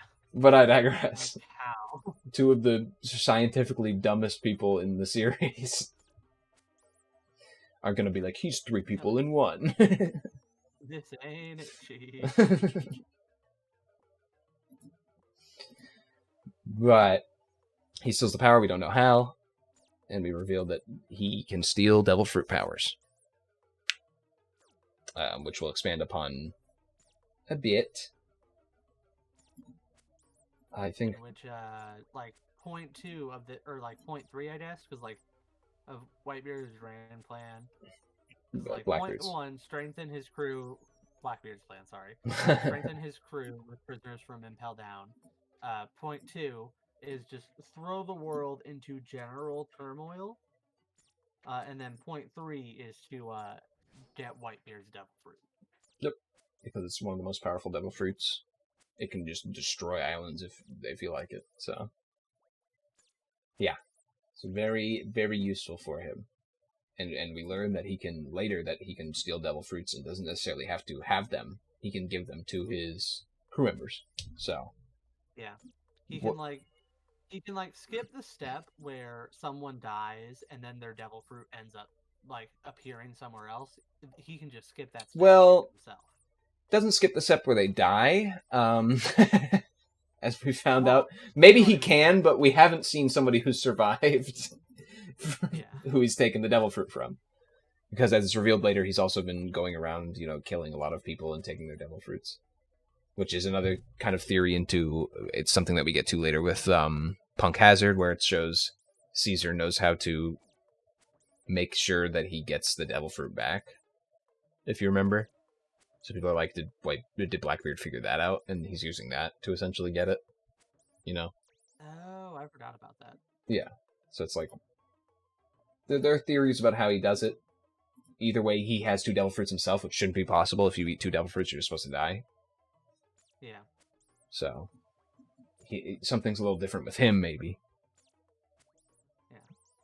My personal favorite theory to that is that no one's actually tried it.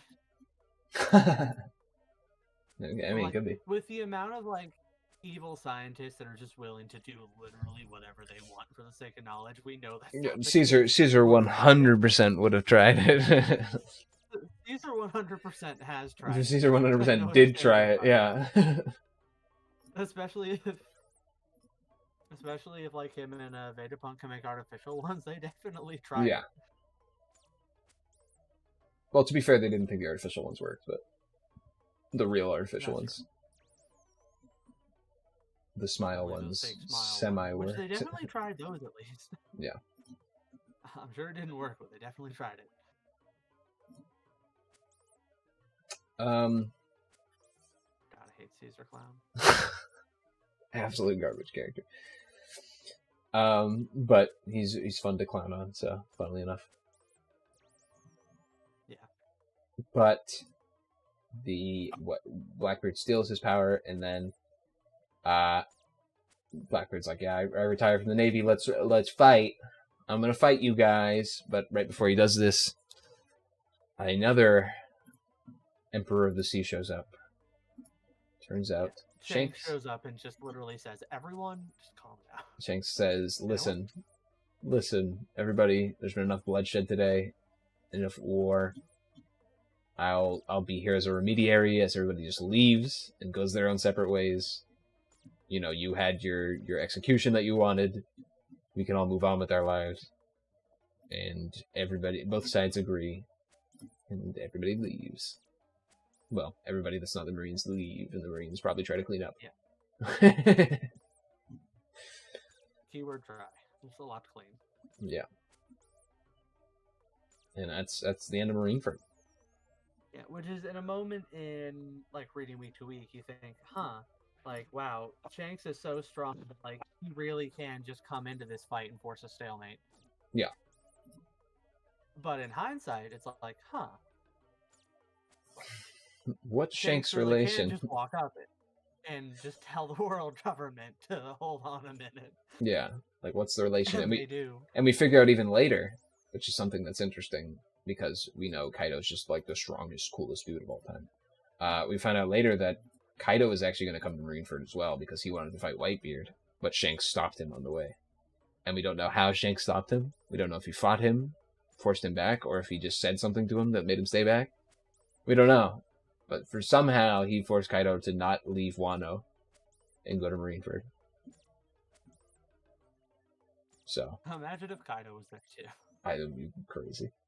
Maybe we could actually have some interesting character stuff for Kaido if he was there. Yeah, I know. I forget, was Shanks in Kaido's silhouette party? What do you mean? Didn't Kaido had like a little like silhouette party where he's like thinking about the strongest people in the world to him personally? I don't know. I do know what you're talking about, yeah. I don't know if Shanks was there. But I do know Shanks... It's hard to remember because, Kaido. I know Shanks intercepted him, and I also know that it wasn't Kaido and his whole crew, it was just Kaido and King, I believe. King was flying him there. Is what the lore was, is that King was flying him to Marineford, and apparently Shanks intercepted them and said, hey, go back. Kaido can fly himself?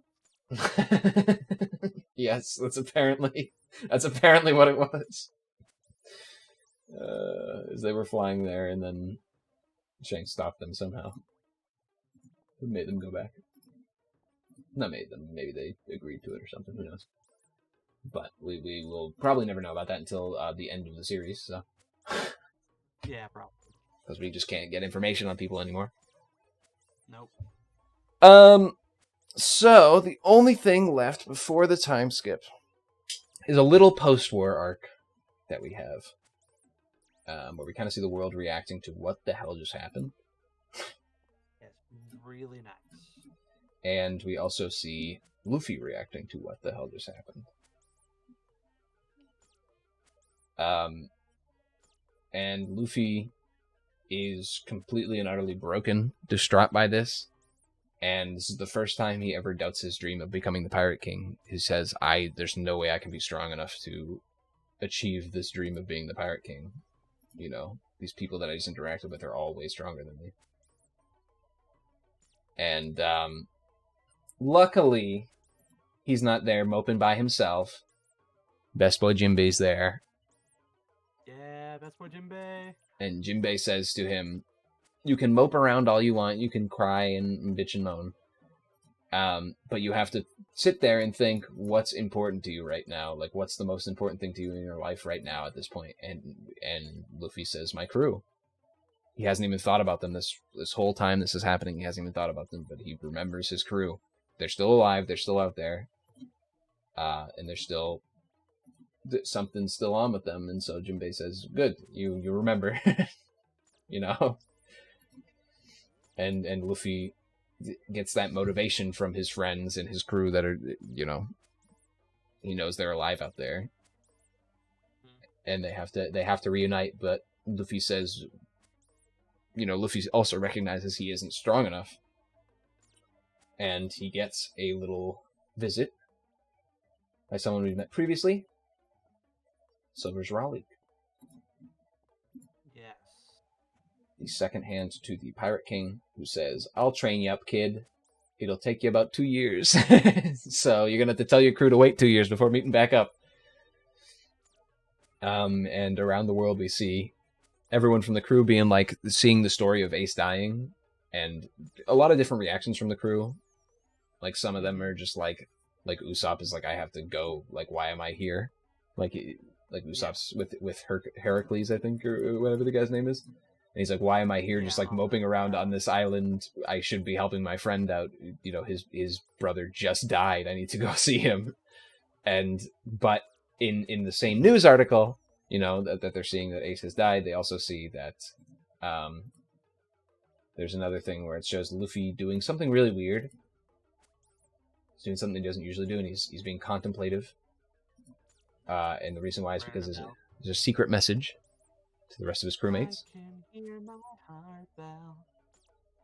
It's a secret message to the rest of his crewmates that says it has it's a tattoo in his arm that says 2M. It's crossed out and it says 2Y. And the message is they're supposed to meet 2D and it crossed out and it's 2Y. And the reason was because they were supposed to be ready in 2 days to leave Sabati, but instead Luffy says, "Nope, come back in 2 years." So yeah. Everyone shows up in 2 years. So they'll have to wait 2 years. And all the crew, every single one of them gets it. They pick up on it.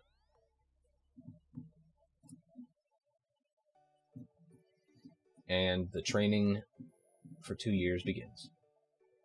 And the training for 2 years is over. So, any closing thoughts for Marineford? For Marineford, I really like this arc. I like pre-time skip overall. Well, we'll get to pre-time skip, but first I want to just say Marineford, I really like. I'm a big fan of it, and I really like kind of the reasons that I talked about, where it's like, sure, Ace can be as uninteresting as he needs to be. The fact that he has the reason for who he is and what he is, and, you know, Whitebeard has the reason for who he is and what he is, and like all these kind of elements that we didn't even know about before even coming into this arc, for me, makes it really interesting and fun. And I like it. And what's wrong with that? Nothing's wrong with that. I agree with you. And talking about it with you, and like every time I come back to Marineford, I do like it more than like the last time I read it or thought about it. And that is perhaps because it is such a dense payoff of an arc. Yeah.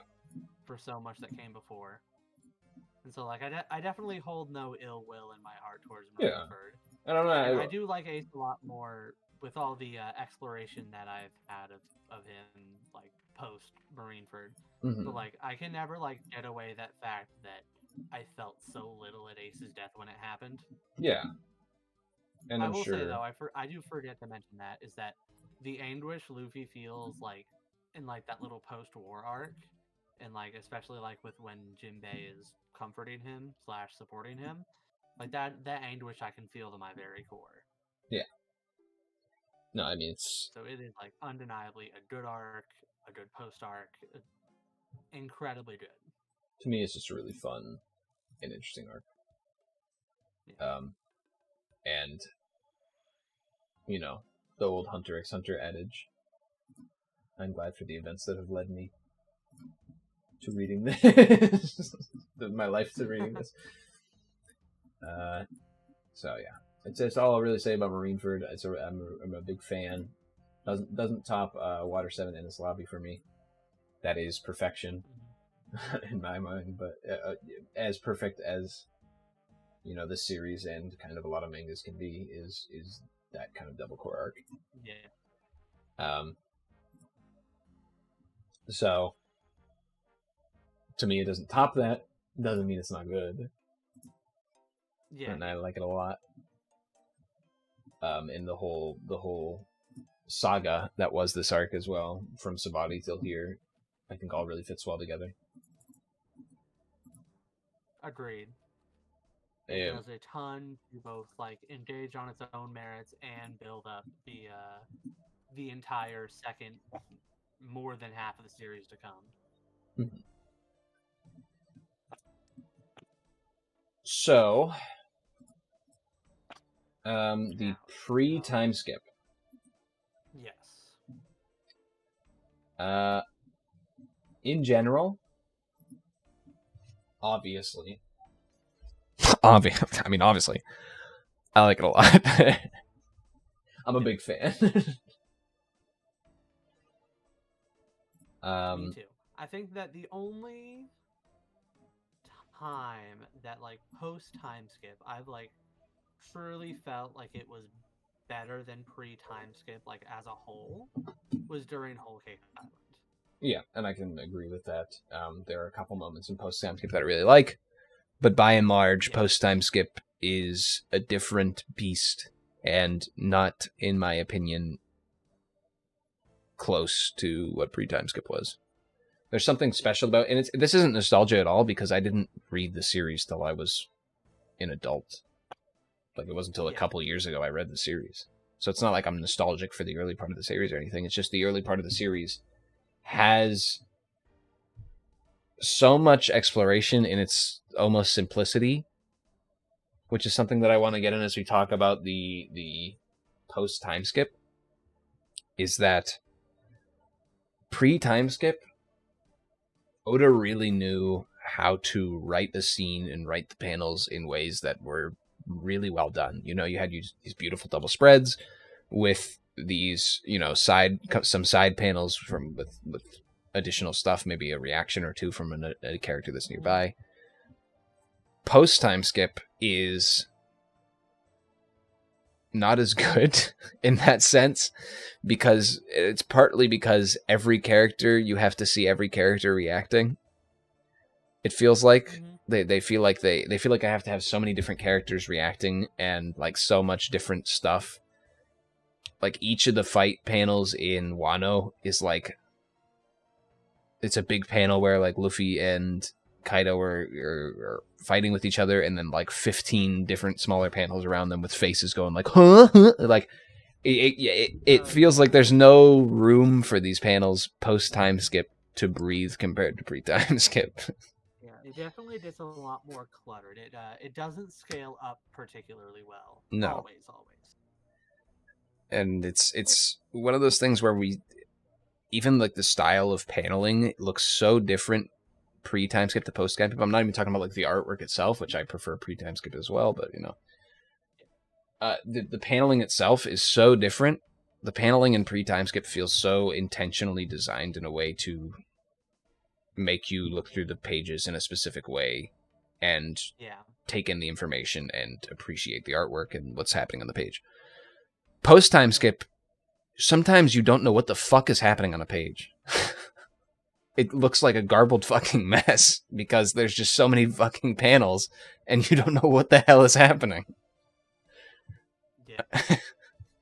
And it's not all of post time skip, but it's a lot of it, you know? Yeah. So it's like it feels less intended. Like, you know, I'm thinking of like panels like in fucking Arlong, where it's like you just get to see a huge panel of Luffy standing there victorious over Arlong. That's it. You move to the next page, you see the reactions. That's not something that happens in post time skip, you know. You don't get to see these huge panels where it's just something gets to happen and you get to take it in for a second, because every single page feels so fucking claustrophobic and cluttered. Yeah.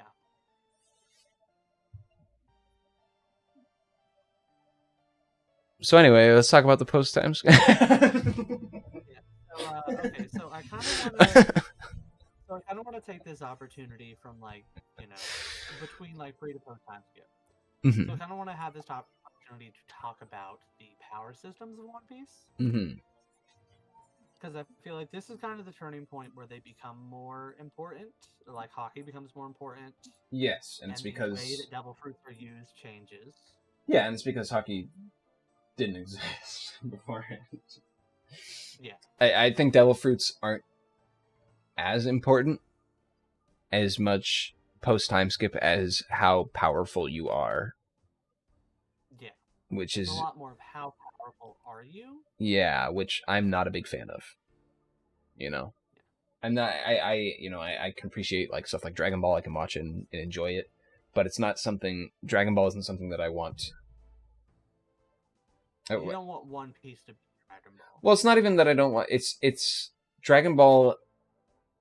You know, kind of set the scene for like what shonens are, and a lot of shonens have like copied it and done similar stuff. But one thing that Dragon Ball does that a lot of stuff has copied that I'm not a huge fan of is power levels, which is something that Dragon Ball is big on. You know, it's over 9,000, that kind of shit. Yeah. It's something like that... The central question in Dragon Ball of any given fight is, who is stronger? Yeah. Sometimes that is an interesting question with a lot that goes into it. But like that is not always like, you don't want that to always be the question. Yeah, and people have interesting powers in Dragon Ball and stuff as well, and like the fights are awesome in Dragon Ball. Like, I'm not saying the fights are dog. They aren't. They're really good. Yeah. But it's like the difference between Dragon Ball and a system like, I'm gonna bring it up again, Hunter x Hunter, is that in Hunter x Hunter you can be infinitely powerful, but there can be a newbie that takes you by surprise and fucking kills you. Yeah. And that's what's interesting about the power system in Hunter x Hunter, is that it's not you grind power till you win. Obviously, there are people who are masters like Netero who did grind power till they won, but it's like that's not the typical in Hunter x Hunter, which is what I like about the power system in Hunter x Hunter, and what I liked about the power And system. even then, like, lots of people could grind power until they win, but like Netero was 1 in a million to be. Well, Netero was also fucking psychopath. Yeah. What he did was not normal. That's kind of the point. Yeah. No one else could have done that but Netero. And then like the Chimera answers were freaks of nature in their own rights. And they're a completely different species, and they have different kind of inbuilt rules into their species, which is why they're so powerful. So it's like things in Hunter x Hunter feel explained. And it's we talked about like what was it called, low magic and high magic before, where it's like how the magic services the story.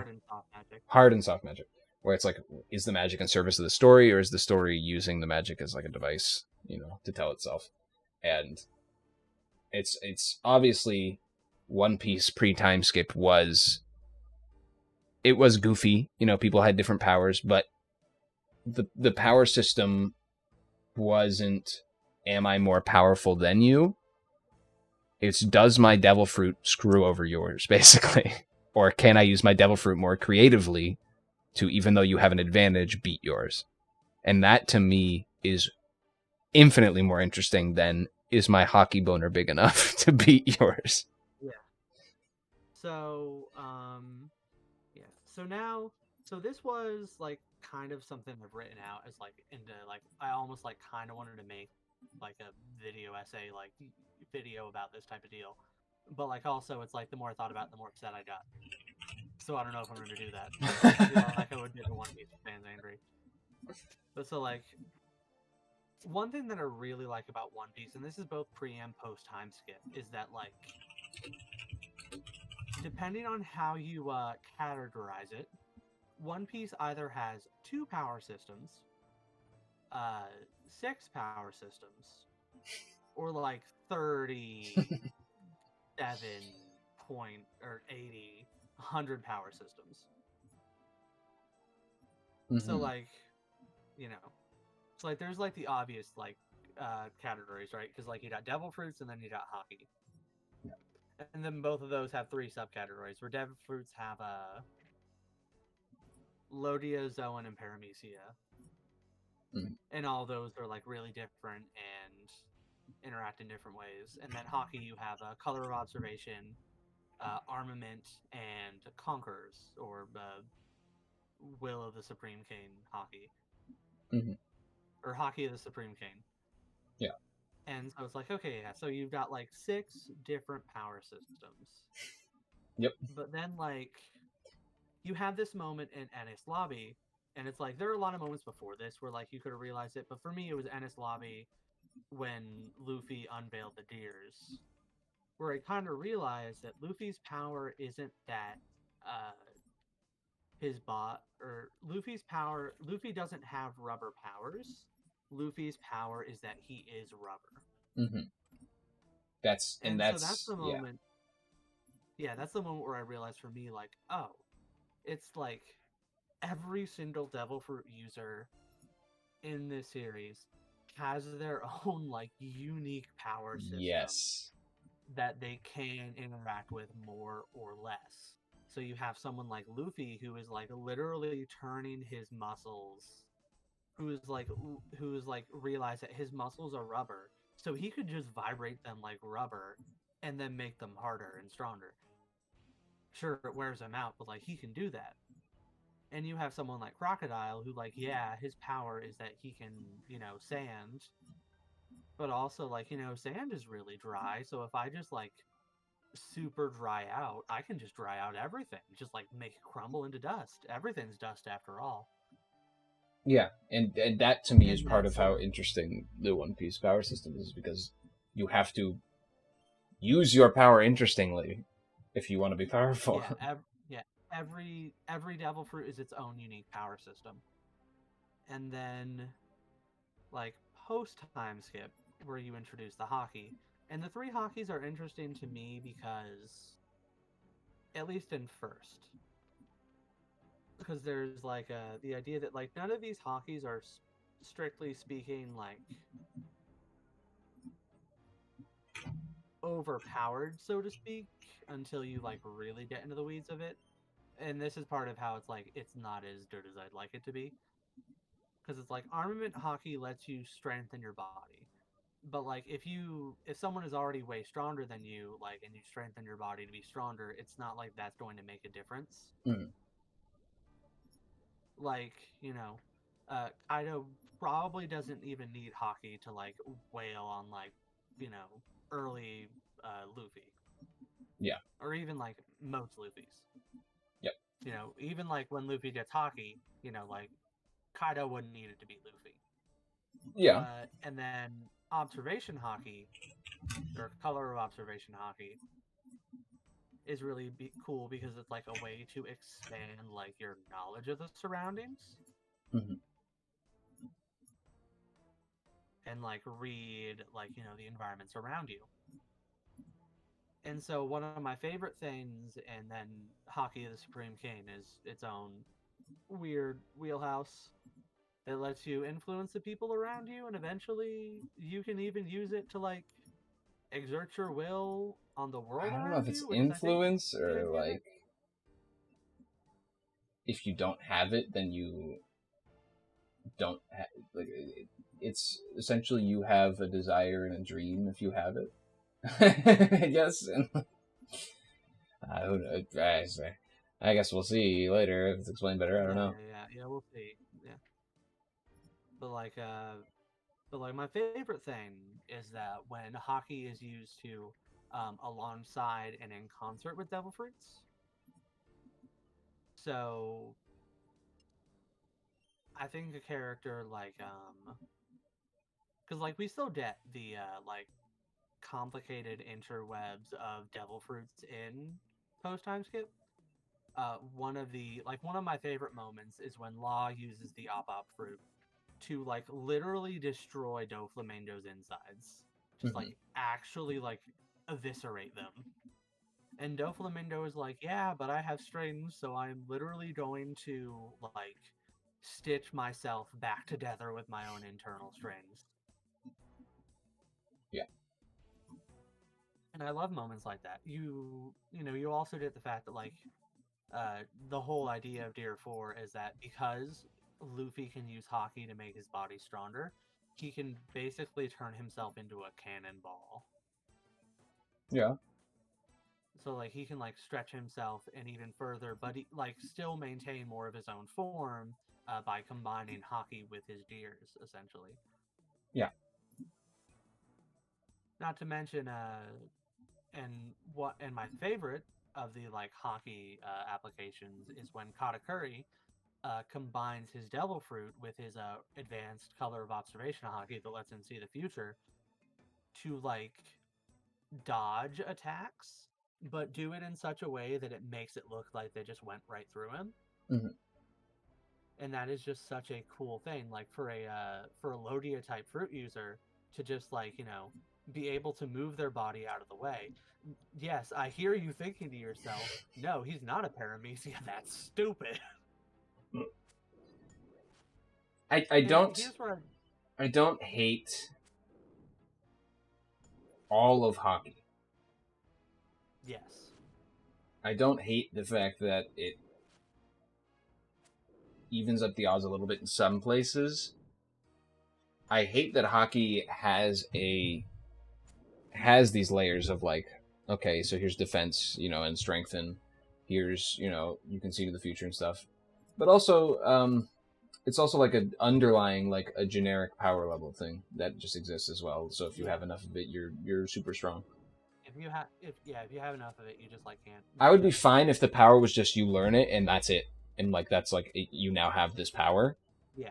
and it's just like a base level for everyone. Maybe there are like, yeah, and maybe there are like the separate layers to it, but like, yeah, but like you can use it with your devil fruit, and it like increases something in a unique way that you've thought of. You know, like I would be fine with hockey if it was that. Instead, hockey is, do you have enough hockey to negate the other person? You know, so you win. Yeah. And like I totally agree with that. Like that's why I said it's like I love hockey as a concept and think it's used really well in some fights. Yeah, and I mean the Katakuri fight is talked about endlessly by everyone. So Yeah, and with good reason. It's really good. yeah. It's also like I understand. Like there's that moment in Punk Hazard where it's like Luffy's like, "All right, she's a Lodia. Who all has their hockey?" And it's just like Zoro and Sanji are like, "Me." It's like, okay, only you guys can fight her. Everyone else go on. That's funny. I also, so that's kind of like the start of my like positive video essay, how much I like the power systems in One Piece. And now the part where I get mad.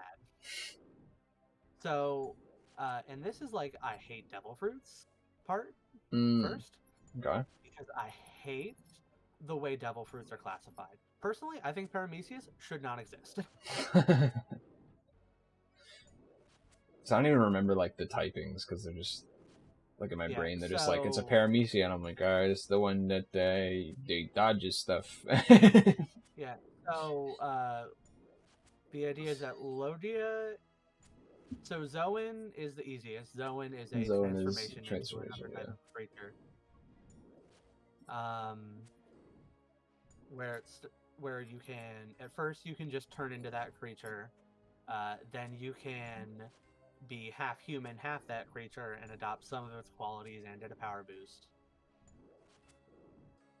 Yes, and then you can turn into mythical. Start to master it, you can. Well, no, mythicals are just separate Zoan fruits. They're just separate Zoan fruits. Makes me want to fucking shoot myself. I don't even want to talk about mythical. No, let's not talk about it yet. Let's not talk about it yet. I don't want to talk about it. The idea that there are some Zoan fruits that are just stronger, like out of the box, like, you know, that makes sense to me. No. That's been kind of a thing since the beginning with like the Rumble fruits. And carnivorous Zoans were stronger than herbivorous. Yeah, but the difference is with somebody having like a fruit that is stronger than others because the animal is stronger than the others in the animal kingdom is like, okay, that makes sense because it's natural. But let's not talk about mythicals. The devil fruit. Yeah. Mythicals gonna make me sad. Ancients. It's just the fact that everyone. You can't make a power system and then give your main character the most powerful power in the power system because now everyone else who he interacts with in the story has to have the most powerful power in the power system or else they're going to not be able to fucking compete with him. The fact that Rob Lukey fucking Loserville is a fucking mythical now, and also, fucking Kaku is a mythical now because they just have to be. Because if they weren't, they just would wipe out in 2 seconds. Wait. No, it didn't say they were mythicals, did it? I thought it just said he awakened his devil fruit. That's what I'm talking about, awakening. Fuck! Okay. I'm talking about awakening. That's what I'm mad about. I love awakening. I'm not mad about mythical. I'm fine with mythical. I'm mad about awakening. That's what I'm mad about. You love awakening. Yeah, so it was, I love the concept of awakening. I don't like awakening how it's handled. The concept of awakening is fine. You know what the concept of awakening was before they called it awakening? Gear 2. Yeah. So, like, that's all I'll say. That's all I'll say. But, so, where was I? Yeah, so Zoans let you transform into an animal / creature. Lodias are the ones that turn your body into a different substance. Mm-hmm. I think apparently Oda, from what I heard, Oda changed his mind on it. Where originally it was like all the Zoans were just substances, and then he changed his mind to have it only be elements. So I think technically, like, Luffy was a Paramecia, I think, instead of a Lodia, which again, stupid. Hate that. Well, thing is that he's made of rubber, so he's not a paramecia.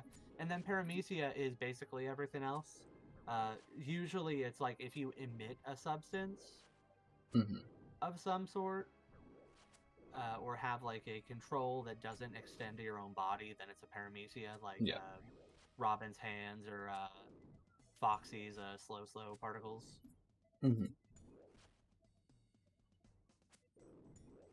And so like so paramecia shouldn't exist. I think it should just be like either you turn into something or your body is now made of something else. Like, I don't hate the fact that there are paramecias, but I think it should just be the two. And then there's also the fact that, like, stupid things are paramecias. Like, Luffy, you know, aside the fact that now he's a mythical Zoan type. Stupid. Hate that so much. Stupid. Dumb. Stupid. Let's undermine the whole fact that this character, the whole basis of this character in the early parts of the series were that he had a fruit that was fucking dog ass. And he overcame that by being fucking persevering. But yeah, because he's a fucking godchild. Oops. Let's not talk about that. I don't hate mythicals. I hate that Luffy is a mythical. That's what I'll say. Yeah. Literally. Just have it be an awakening. Have them be like, oh my god, he looks just like the sun god Nika. But don't say that, oh, actually, he's got the mythical Zoan Nika model. Well, I'm fine with him being... So, like, there's people have so many issues with this fucking... Apparently we're just talking about it now. People have so many issues with him being a mythical Zoan for multiple reasons. One of them being he's the reincarnation of Joy Boy or whatever, you know, and, like, all this stuff. Most of it I don't have an issue with. I'm fine with him, you know, inheriting Joy Boy's will because the whole series is about people inheriting the wills of people that have passed on. Yeah. You know, it's like that's part of the whole point is that people inherit the wills of people that have come before them to kind of see them through to fruition. That's one of the main themes of the story. So I'm fine with that. I'm fine with the fact that he's like the next coming of Joy Boy, even if I find it a little stupid. Like, it's like the issue I have is that his fruit is just different now. Yeah, I hate that they actually changed the model of his fruit. His interaction with NL makes no fucking sense now. It literally makes no sense. NL can't shock him because he's rubber. Oh, well, no, he's not rubber. He's a cartoon man. He's a man made out of cartoons. Like, essentially. So why did he fucking dodge NL's shit? Because he felt like it, apparently. I don't know. Like... It's so dumb. Just because he assumed he was made of rubber? Yeah, like, is because everyone thinks he's made of rubber, even though NL didn't even know that he had a power. Did NL's power think that he was a rubber man, so it dodged him instinctively, even though he didn't know that he was a rubber man? But because Luffy thought that he was a rubber man, he thought that he could dodge lightning, even though Luffy would not know that in any sense that rubber can block lightning because he's fucking stupid? It makes no sense! Don't worry, they'll explain it when Eneru comes back. It's so dumb. They'll explain it. Yeah, they'll be like, "Oh, my cartoon physics that I didn't know about blocked it because I was rubber, and they you know blocked it." And Luffy will explain this, even though he's stupid. and it's like I loved so much the like the concept of like it's like the idea of like Luffy's fruit awakening, you know, turns him into this like sun god like figure who like can now like extend like his like wackiness, like the fact that his body is so malleable. Well, all that, and like he can extend this to the world around him now, which is the whole point of awakenings at first. Yeah, that it allows you to extend your power beyond just what's perfectly fine if it just stayed the gum fruit and he could fucking change other shit around him into rubber. It would be perfectly fine. I don't know why they changed it. It makes no sense. Literally everything he does in the fucking cartoon wacky battle with Kaido, you could just be like, oh, he turned the lightning bolt into rubber. Oh, he turned Kaido into rubber and fucking spun him around for a second. Like, you don't have to have him be this different thing. It's so dumb. I do love the sun god design, though. I do love. No, I think it's fine. I think it's great if he didn't change his fucking fruit for no reason. Made it make no fucking sense. Made his past experiences seem like fucking nothing, and just have it wiped away was like, oh, well, he actually did work really hard because nobody else over the past 400 years could do what he did. So actually, he did work really hard, even though it's the fucking mythical fruit that's supposed to bring back the god of happiness and joy. It's like, shut the fuck up. So sick of that stupid shit. Now I'm getting mad over a fucking children's manga. I know. But yeah, so... And honestly, that doesn't even make me as mad as Katakuri being a paramecia. Just like, come on. Like, why? Why even have him be a paramecia? I just don't even think like, that... oh yeah, he can... I don't think classifications are even needed, but no. It's kind of like one of those things where it's, you don't even really need them. This person turns into a dog. This person turns into donuts. Like, who cares? this person turns into hands. Like, yeah, it's like we don't need an explanation on which. Paramecia or zone. Let's see. Let's look at the statistics of the molecular DNA. Who fucking cares? They turn into a fucking sword. Like, that's their power.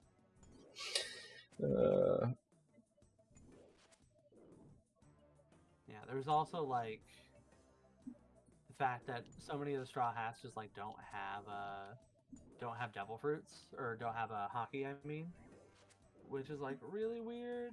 Well, a lot of them have like one form of hockey. If it's been like revealed, I don't know if it was initially like on the time skip, but like I think Usopp has like observation hockey, Nami has observation, and I think a couple of them have like different, like only one of the hockeys or whatever.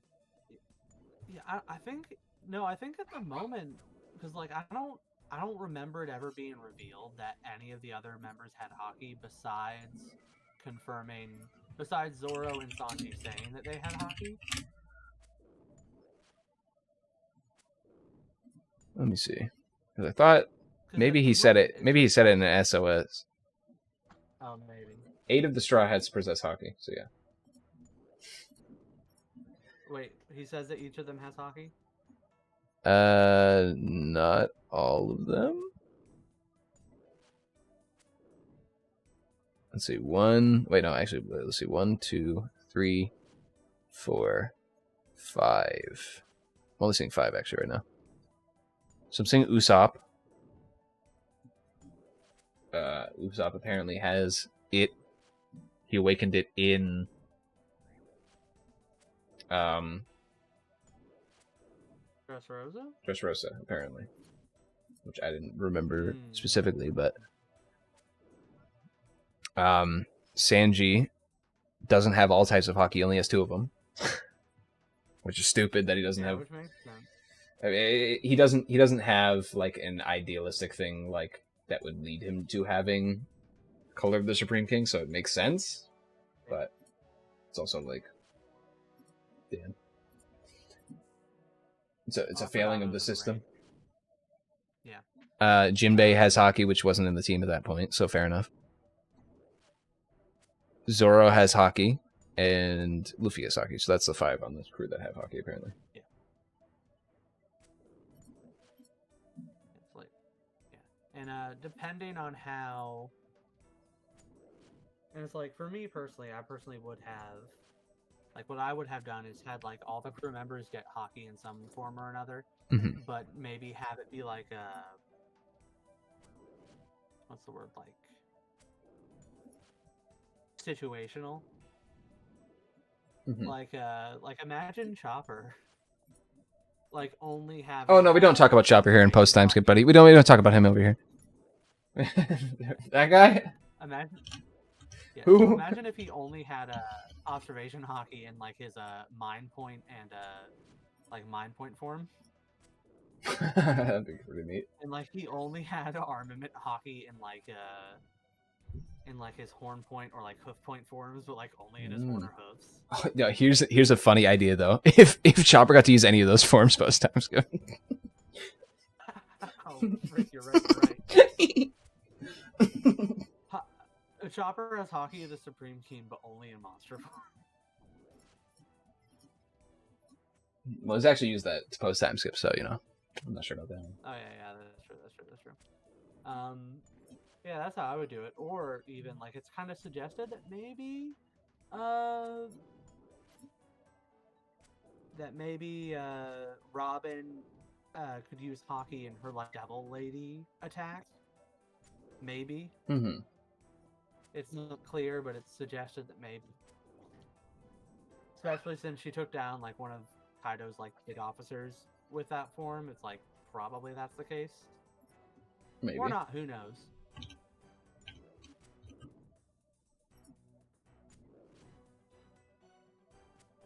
And then Frankie, like, who cares? He's made of metal. Like, yeah, sure, hockey can like punch through steel, but like, steel can still punch really hard.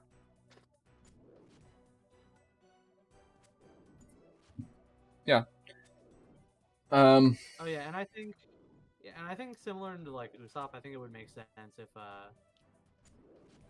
Nami only had like observation. Yeah. I thought she already enough. did, but I guess maybe it's just speculation. Especially because Nami has some fucking horseshit that's never explained, where she can just fucking tell what weather's gonna happen soon before even the time skip. So like, he has observation hockey, but only on a boat.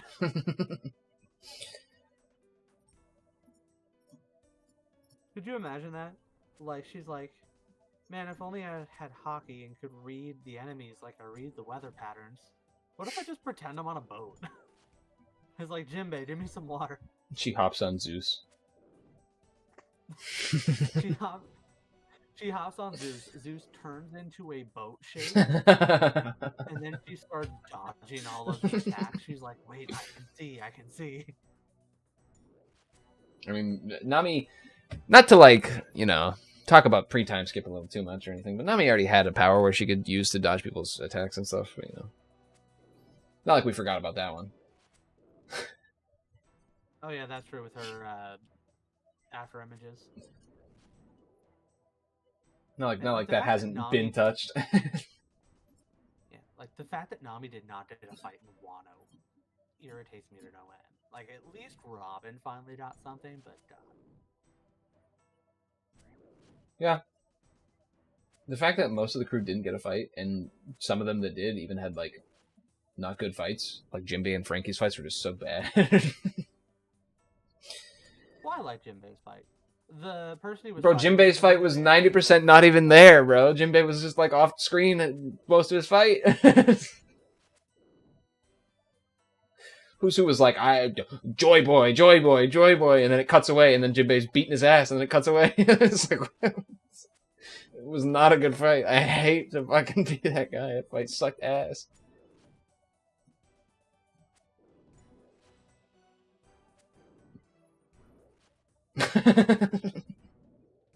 Okay, I'm glad to have stomach you, apparently. Yeah, I can see that. I mean, like, I just like the individual drawings, even though like I mean, they're great. For Husu, he is literally. Husu was literally just there to fucking jerk off,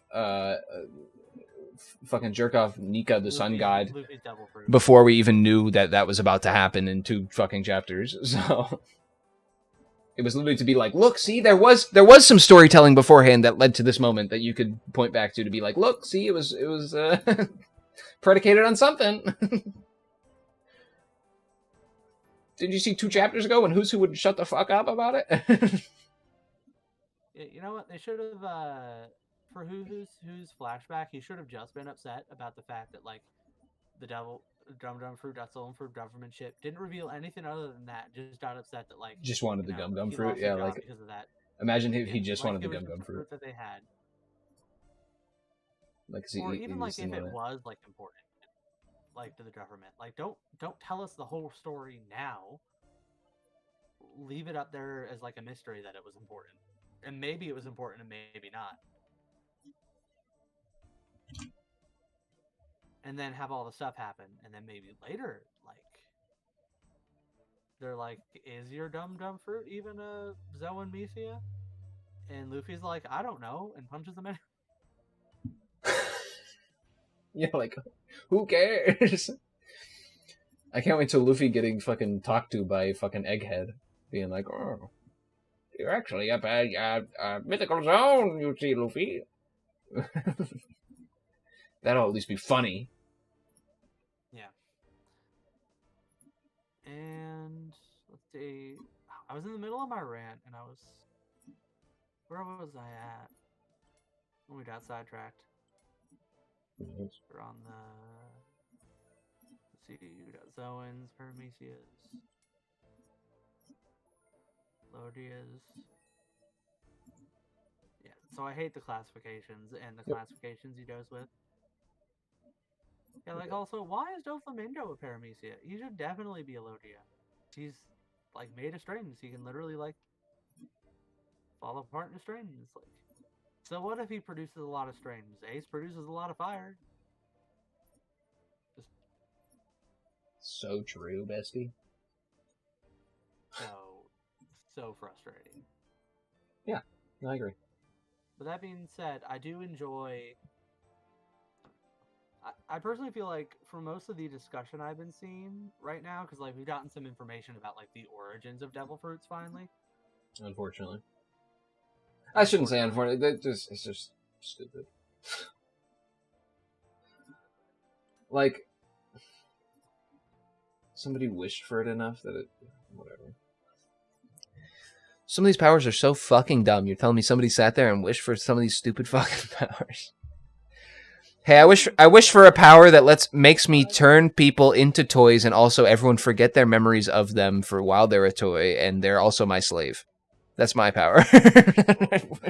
Well, see, here's my thought, right? Is that like right now everyone's kind of assuming that like every devil fruit had like a 1-to-1 someone really wished. No, I assume it's like you know, enough people were thinking of like cultural consciousness, like, oh, I wish I could turn people into toys and make them my slaves. Then the fruit existed all of a sudden. But no, like here's my thought is that actually the devil fruits have very basic powers until someone starts to use them. And that in actuality, every devil fruit can have just about any power you want it. That's not the way it was explained, it's though. all about what you can. But that's not the way it was explained, though.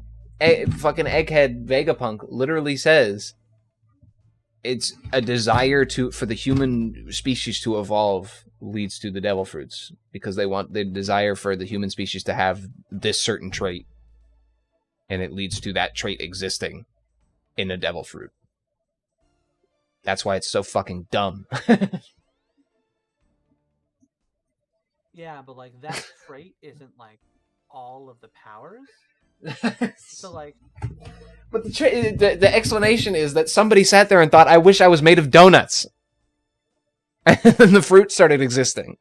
That's what the explanation implies. Or either one person or a group of people were like, "I wish I was donuts." Like that's what the explanation implies, and that's why it's so dumb. Which is also part of the reason why I kind of like am shying away from all the devil fruits were some ancient person's wish, which is what I've been seeing people say. Because I'm pretty sure that like all of Big Mom's like family's devil fruits are because of her. Yeah, and that's an interesting idea. Is that this theory can provide is that Big Mom maybe thought of like, ooh, I wish somebody could make me like this thing, and then the fruit appears, and she's like, here's for my fucking 30th son. And then they were able to find it. Yeah, and that's an interesting idea for sure. But the idea that it's so fucking stupid. It's so dumb. Like some of the fruits are so fucking stupid. Do you remember in Hunter x Hunter? I'm going to talk about Hunter x Hunter again because it's very great. Yeah. Panoodle or whatever the hell his name was, who had the tools for arms, or whatever, and he got made fun of for his power being fucking stupid. Yeah. You're telling me people like Panoodle are thinking, I want to be a sword, and it's appearing like a fucking devil fruit in One Piece. That's basically what it is. Like, because that's the explanation. Is that stupid people like Panoodle from Hunter x Hunter are like, I want to be a tool. I want to be a sword. And here's the sword fruit. It's dumb. I'm sorry, it's dumb. But isn't that what One Piece is? Hey, One Piece is dumb. but we didn't need the explanation for it. You know what would have been infinitely better, and I would have liked a lot more, is Vegapunk being, I don't fucking know. And they asked them where they're from. Vegapunk being like, hell if I know. 100% agree with that. Because I mean, like, what I like about this, like that reveal about what the devil fruits are, and like in the fact that, you know, it is still a little vague at this point in terms of like how they actually like were created back in the day. Mm-hmm. It's like what I like about it, like at this moment, is that there is this like implication that everything about devil fruits is tied to like desire and creativity.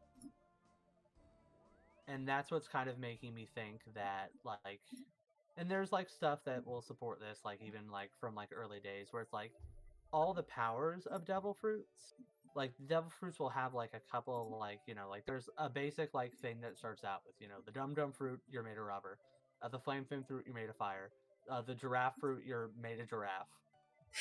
But like all the powers that come from that are contingent on you being able to make those work, whether it be through your own hard work or like creativity.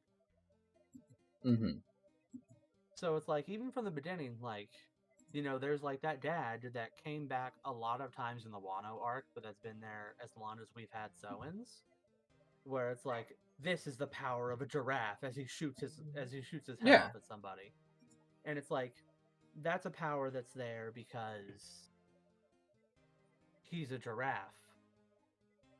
Okay? That's his power. He's a giraffe. Giraffes just do that, I guess. Yeah. And it's obviously... But, like, at the same time, that kind of makes sense because, like, if all you have to go off of is your idea of a giraffe, then there's really, like, no limits to your power. And so, like, even something like the Hobby Hobby fruit, like, if all you're told about it is that you have the ability to make things into toys, and you're like, oh, I can make things into toys. What if I make a person into a toy? Yeah. And if they're a toy, I can make the rules of the game they play, right? And especially when you consider the fact that it's like, oh, if I can make things into a toy, then like I'm basically a toy, right? Like I'm a child, like, so I shouldn't change, right? And especially with like the kind of baked in assumed immortality of the Hobby Hobby fruit, like that person was probably around for like a long time to build upon and expand those abilities. Okay. Let's see what you're getting at. So like what the devil fruits for me have turned into is this idea of like, you have whatever power you want so long as you can convince yourself that this fruit would have this power. Yeah, I can see that. It's not a bad theory. I'll point that out. Theory. It's not a bad theory that you had. Yeah. Obviously not canon yet. And it's, yet. You know, yeah, we just have to wait a little bit. My reading of it. Yeah. No, it's not bad, actually. But I also think it's something that's fairly supported, especially, like, when you factor in the fact that you had, you know, like, that's kind of always how the fruits have worked, especially when you look at people like Crocodile and Luffy and, Kaku. Mm-hmm. And especially when you consider that joke was brought back so many times in the Wano arc. Yeah. This is the power of a pterodactyl. It's like, oh, that checks out. It's almost like if your devil fruit was in the devil fruit data book, it's almost like that was a nerf right out the gate because your concept of what the fruit can do is inherently limited by that. I like this. I like this fan theory that you have here. Doesn't change how I feel about the origins of devil fruits, as explained by Vegapunk. But I like this fan theory.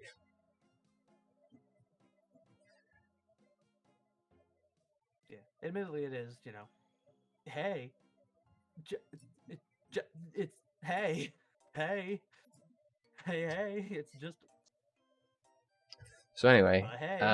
so we're done fucking ranting about stuff that we haven't even gotten to in our Yeah, I think so. Walkthrough. I just kind of wanted to have where I stood on all the hockey and devil fruits, where it's like, honestly, at this point, I get better about the devil fruits than the hockey. Well, the thing about devil fruits is when there's bullshit involved with the devil fruit and somebody's doing something stupid with the devil fruit, it's because they thought of it. Yeah. With hockey, it's I trained hockey enough to be God, and now I punch you. Yeah. That's the difference. And it's this huge like factor that like just kind of like invalidates so much former combat. Yeah. And it's like, imagine if like some powers were so strong that like it didn't let you use hockey. Well, according to That would be a Kaido, strange balance, the strongest beast, hockey is what wins things. So we're to believe him. and Roger never even bothered with devil fruits. He was just all Yep. hockey all the time. Yep, and Garp. Which obviously hockey was brought in to, in my opinion, I think hockey was brought in to be like, here's how Garp and Roger could exist, essentially. But to me, Yeah, that makes sense. To me also, it would be really interesting if they just existed among these freaks, you know what I mean? Without this superpower. Like, if they could just outsmart all these people that have these unique powers without having one themselves, I'd be like, wow, I'd have mad respect for them, but obviously that's not true. I think we already had, like, the counter to, you know, Paramecius and stuff like that. Sea Stone. But yeah, we don't talk about that. it's like, wow, Smoker, you really put that sea stone tip on your point there just to avoid having to train for a few. Yeah, oh, you don't need hockey because you Sea Stone. Hey, you remember where Sea Stone's from? It's from the land of Wano. I wonder if we'll touch on that while we're there. Anyway, moving on. What do you mean they touched on it when they made sea stone bullets? They made bullets out of the sea stone. But Wano had so much to do with the Sea Stone that was from Wano. Did you know? The Sea Stone is from Wano? They were talking about it while they were in Wano, right? Right? So anyway, moving on. Yeah, they mentioned it. Post time skip, we come back. Everybody's ripping and raring to go. Yeah. The Right, whole so crew. I'm actually going to pause for a moment. I have to go feed the cats, and then I'll be right back. He's feeding And the I'll cats. also see if I can How many animals do you have in your house? So there is one inside cat and one outside cat. And then we have 2 dogs. Okay. Our former roommates also had a dog that lived here, but they took Redo with them when they left. He was here earlier. Oh. Oh. Yes, so we have 2 dogs and 2 cats. Alexa wants to get a Pomeranian as well. I'm still very firmly against it. So many damn animals that she wants to get another one. She is fighting every day to get that Pomeranian. Maybe once we have our dogs completely house-trained. But she is fighting every day. Anyway, I'm gonna go feed the cats, and I'll be right back. Okay. I swapped to range because I figured it would be easier. Because I saw a dude ranging and it seemed like he had a safe spot. But I don't actually think this is a safe spot. So I think I might swap back to melee. I mean, I could just do... Or not. I could just do the thing where you hit the guy from far away and then he runs and then you go back. Yeah, this isn't a safe spot. The doorway's too big.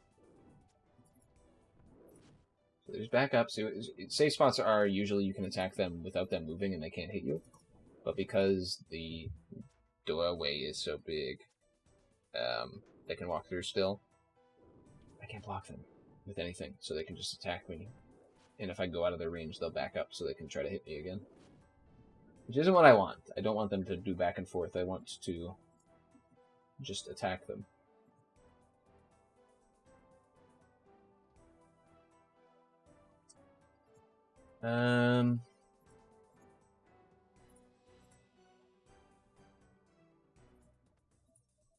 And my friends are trying to make a clan tonight.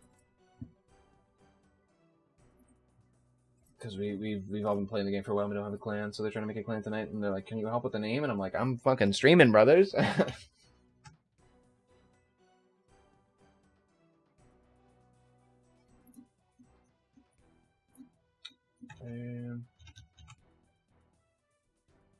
fucked up part is none of them even came to watch. I don't actually know how many viewers I have. This is not where I want to be.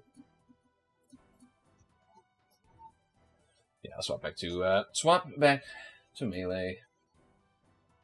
I thought you could save swap them there. Turns out you can't.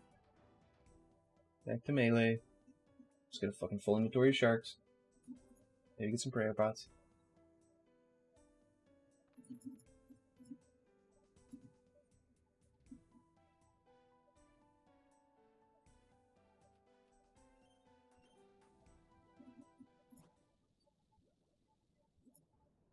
That's the wrong direction.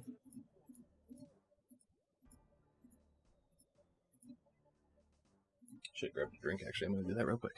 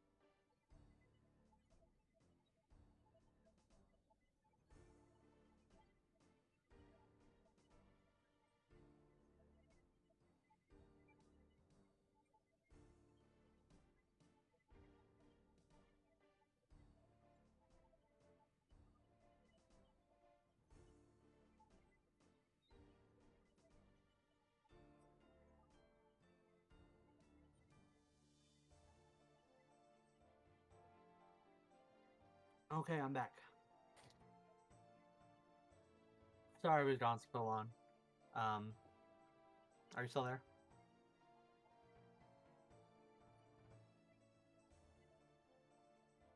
And she came back.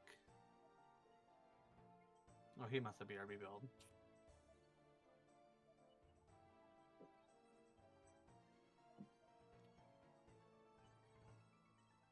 Oh, what ooh.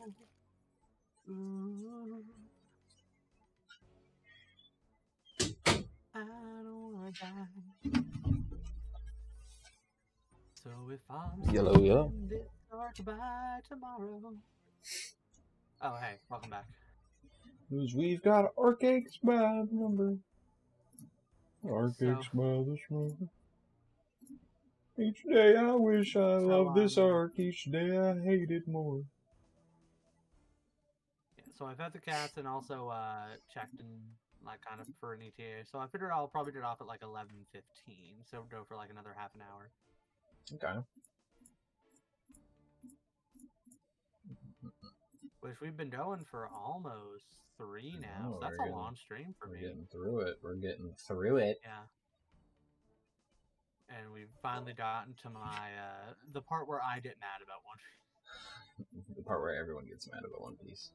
Except me, because I'm the only person apparently who likes this arc. Oh, no, I actually, I starts out slow, but... Warning, don't say what you're about to say there, warning. Might get in trouble. No, I know I'm getting in trouble. This arc is my favorite.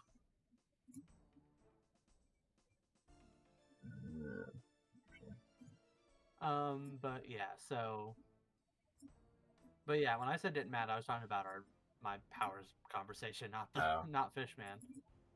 Fishman. But before we did Fishman, we have to talk about the the mini Sabadi Archipelago round 2. Is that considered a different? I don't know. I just they meet again. The crew's back. Fake Straw Hats are kind of stupid, actually. The fake really Straw Hats annoys me that Chopper is so stupid. Funny gags. Some funny gags. We also meet recurring character. The Chopper ones. Recurring fan favorite character in this little short mini arc. You know who it is? You know who I'm talking about? Who? Caribou, of course. Everybody loves him. Oh, Caribou. I love Caribou. I love Caribou so much. Caribou's a fucking horrible person, bro. Scumbag. I love him. He's so funny. So many people like that. So I know you've assumed there's been, or I don't know if you've seen even, but there's been like wars over like who should join the Straw Hats next, like between mostly like Yamato and Carrot and stuff. And some people are crazy and they're like, Caribou, bring them on. And there are even some crazier people who are like, Caesar, bring him on. Caesar. Nami would be so unhappy with either with either of them. I think the crew like just doesn't even talk about like the fact that like because I don't know if you know, but after Wano, Caribou was on the ship. I don't know if he was shown in the Egghead chapters, but he's in a barrel on the ship. I think they showed like one little panel of him being like, "What's going on?" Oh yeah, that's but right. They said they'd ferry him. They said they'd ferry him to the next island, and then they were at Egghead, and he's like, "I'm not getting off at Egghead." He's like, "Hello." And then we haven't seen anything from him since. So, Caribou. My love for Caribou. Oh yeah, go on. Caribou's an awful person, but he is very funny and he knows a lot. He's going to give some information to someone soon. He keeps talking about how he's going to tell someone the information that he knows, and we don't know who it is.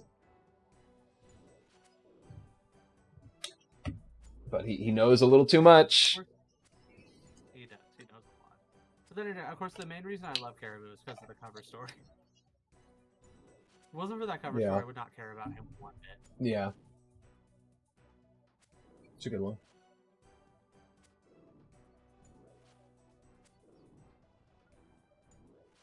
But, yeah, so, the mini Sabadi arc part 2, honestly, kind of hate it. Like, there's some, like, cool moments and some good dads, but, like, Chopper being so stupid, the whole fake Straw Hat thing is, honestly, mostly because of Chopper being stupid.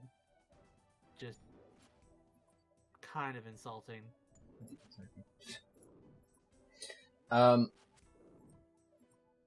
Yeah. So here's what I'll say. If you're expecting Chopper to be good post time skip, sorry, go fuck yourself. Yeah, you're right. You're right. Yeah.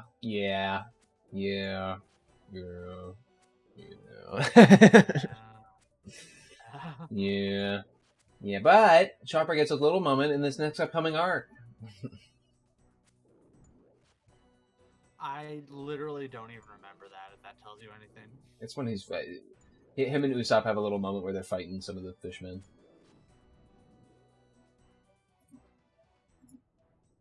And Usopp's like... Is that where they're like... Usopp's like, this is just like Alabasta, remember? Help me out with this Chopper, and Chopper's fighting someone else. Oh, yeah.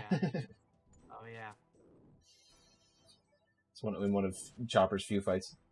Because everyone had to fight in this arc to show how strong they've grown. But, moving on to Fishman Island. This was an arc that was built upon for many and many arcs, and, we have to go through here. So people were expecting a lot, especially because it's a post-time skip. And I think a lot of people were let down by what it ends up being. Yeah, which I do understand. I think especially in my reading it, one arc at a time, there is definitely some sense of, like, underwhelming. Yeah. Explain why you think so.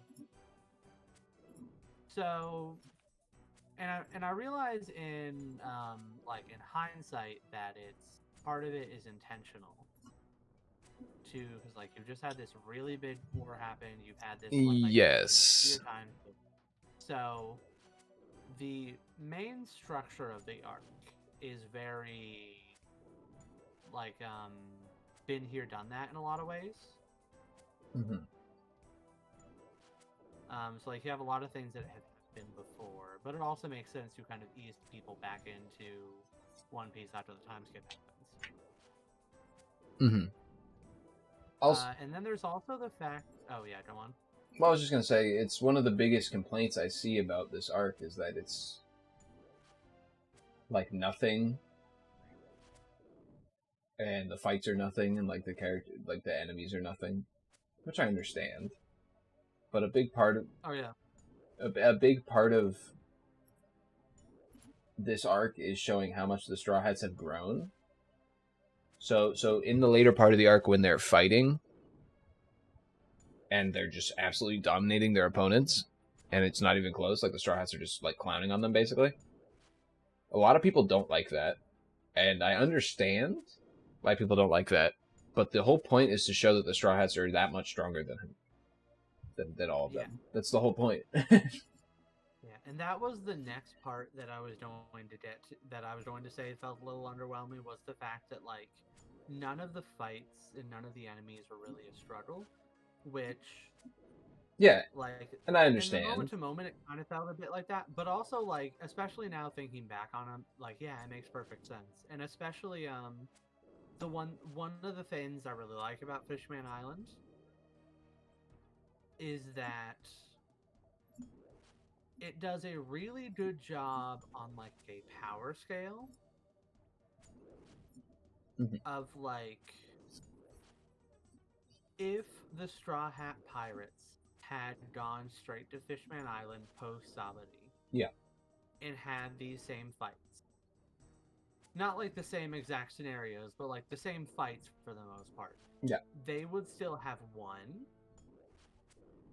But it would have been an entirely different, like if they had gone straight there instead of having this post-arc time strip, they still probably would have won.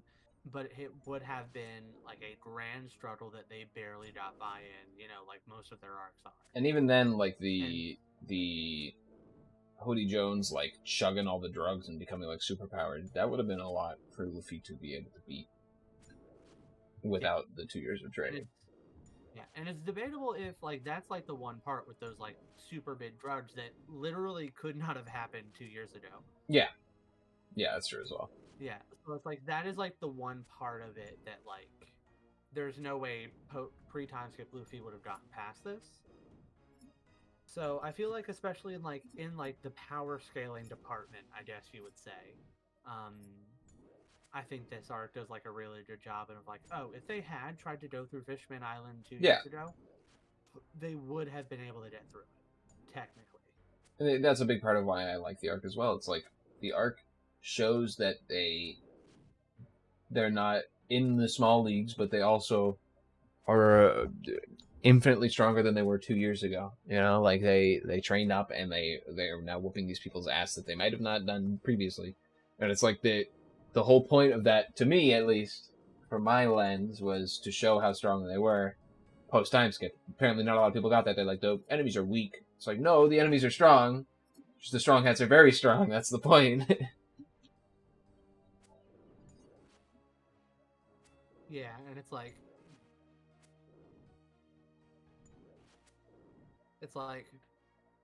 I think this arc does a pretty good job, and I guess it's debatable since not everyone picks up on it. But like I think this arc does a pretty good job of showing their growth without infantilizing their previous selves. Mm-hmm. Now, if only this arc would do a good job of showing them interacting with each other. Yeah, definitely early on you can feel the vibe shift. Just the moment where they're going down in the ocean and they have that little explanation, and then it's like Zoro and Luffy off to the side, and Luffy goes, "What happened with you, Zoro?" And Zoro says, "Let me tell ya," and then it just pans away and goes to the other conversation. It's like, come on, like you can't let them, like, you can't let us see what they're talking about, or like have camaraderie between each other, like. And it wouldn't be an issue if it was that one moment. It would even be like something funny if it was that one moment, and then we continued on with the series. But it's the fact that that one moment is a little glimpse into the future of the series, and the fact that we will never see them have a fucking conversation on their boat again. Just like chilling and talking about stuff. Yeah, like how Usopp's gonna paint the flag or whatever and stuff like that. Like, so you'll never see that shit again. The next time we'll see them all on the ship is going to be post-Wano, and it's going to be them talking about what they're going to do next, and Nami doing the funny joke where she beats up Luffy. Ha, it's funny. She put him in a cage.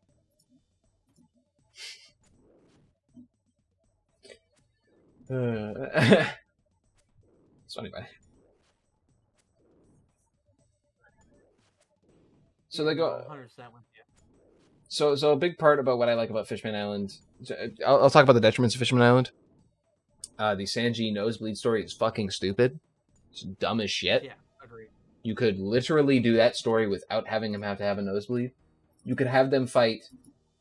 So obviously they're better than all of these people. Have them interact early on with one of the fishmen that is from the evil crew.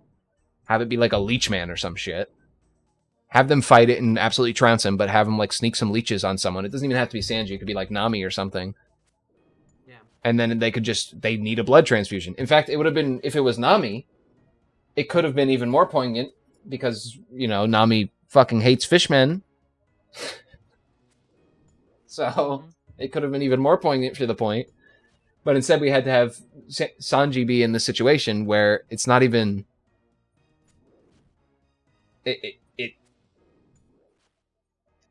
It's not even like the situation itself is bad. It's what led to it is bad. Yeah. Sanji needing blood, but no... Also... Sanji needing blood, but no...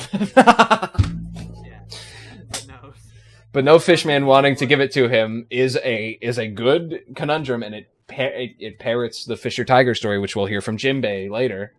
And it's an interesting story, and it's like it's an interesting thing, but it could be done without having Sanji being fucking stupid in nosebleeding over mermaids.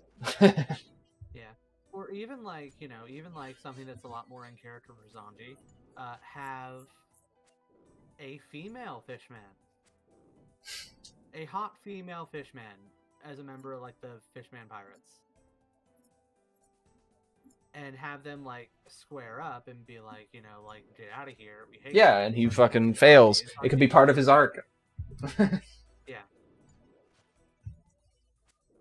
But you know. But no, instead, and this is something, you know, like the Sanji conversation which we've had before. And we're gonna have it again, gosh darn it. So it's like. But this isn't really about Sanji, so this is like...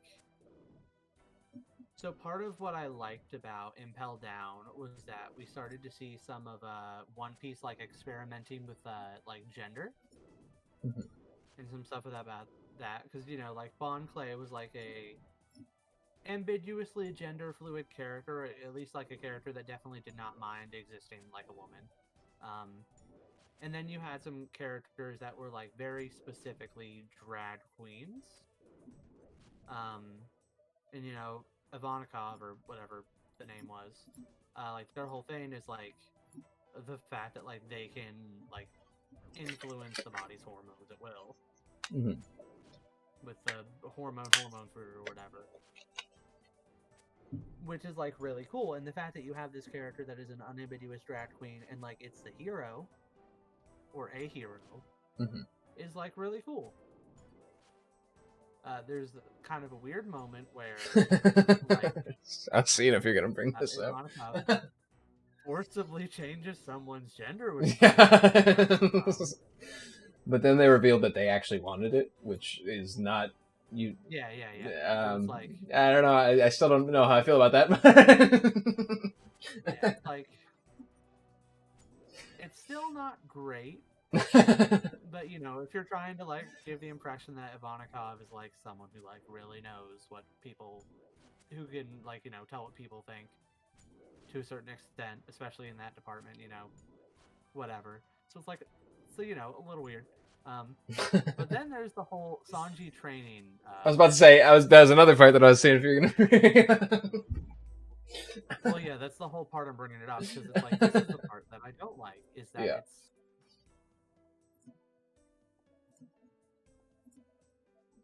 So it's very much like playing into that narrative of like,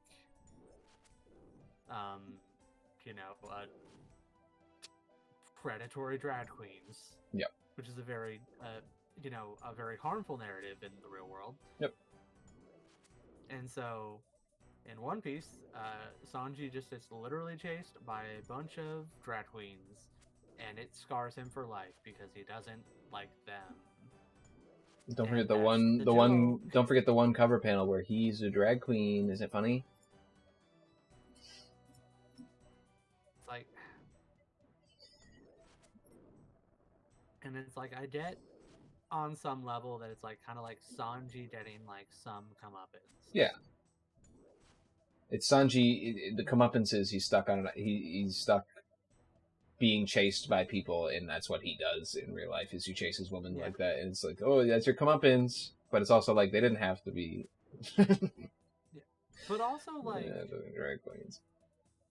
What if instead of Sanji coming out of that being, you know, like literally seeing a beautiful woman and he just bleeds out, and also being like very very, well, there's no really other way to say it, but like bigoted towards gender ambiguous people. Instead of having that, why not having him actually growing and like appreciating the fact? Like he could still get off of the island and hate Ivanikov and all of them, and like never want to.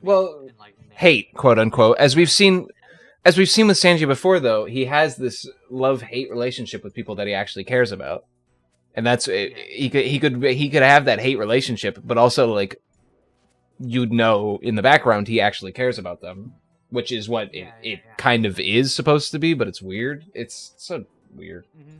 But it's weird because he is like so hateful. Yeah. And maybe it just reads differently because like, you know, that's like a group that like, you know, historically gets it, and groups that are adjacent get a lot of hate historically, so maybe it just reads differently than like when he's like being mean to Zoro and Zoro whatnot, because you know, it's not like there are people that in real life are racist against everyone named Zolo. Or there might be. I'm not sure. I'm racist against green-haired freaks. But and so that might just be something that reads differently because it's you know, that's something that exists in the real world. But it's also like, you know, you're kind of juxtaposing that with an arc villain that like is literally just like an incredibly on the nose real world analog for someone that would say the same exact thing Sanji would. Yeah, I mean, there's we could be sitting here all day talking about 500 different ways to write Sanji's character so he wasn't fucking dumb. Yeah. Like you could have just written him, continued writing him as like the gentleman that he was introduced as, the suave gentleman that he was introduced as, and you could have grown from that. You could have changed it so he became less bigoted after the training thing, or something like that, or you could have changed him in innumerable different ways. The fact of the matter is, he is who he is written as, and that sucks. Yes. It sucks. Major sucks. Super sucks sauce. And it's also like really disappointing to me from like, because when I'm first reading Impel Down, I get like, you know, I'm getting very positive like vibes from, you know, One Piece at this point in terms of like gender stuff, and then it goes out the window with Sanji. But then again, it also does get better as we do get more gender ambiguous exploration in Wano, with some really good characters, like multiple really good characters that play around with gender in Wano that I really like. So it's like, Oda is clearly not a bad person, I want to say. No, he's a Yeah. pervert, but Yeah. it's not a bad thing if you're not like a psychopath. It's fine. The man married a Nami cosplayer, which is funny as fuck. That is really funny. That's hysterical. But yeah, so I just kind of want to say that's one point of disappointment with me that I want to talk about, kind of like the gender part, which I'll have a much bigger conversation when we get to Wano, which will be a good thing about Wano and a bad thing about Wano. We'll get to Wano. Wano is, I love the first 2/3 of Wano. It's so well done. But we'll get to it. Share. He's trying to start the fucking kill me. What the hell? I was not paying attention. Share.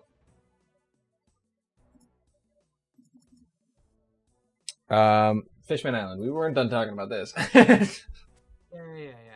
So I just kind of want to take that note about gender. The Sanji plot point fucking stupid. Sanji later, when he's getting mad at Jinbei in telling him to apologize to Nami, is fucking stupid. Basically, Sanji, this arc is fucking stupid. Yeah.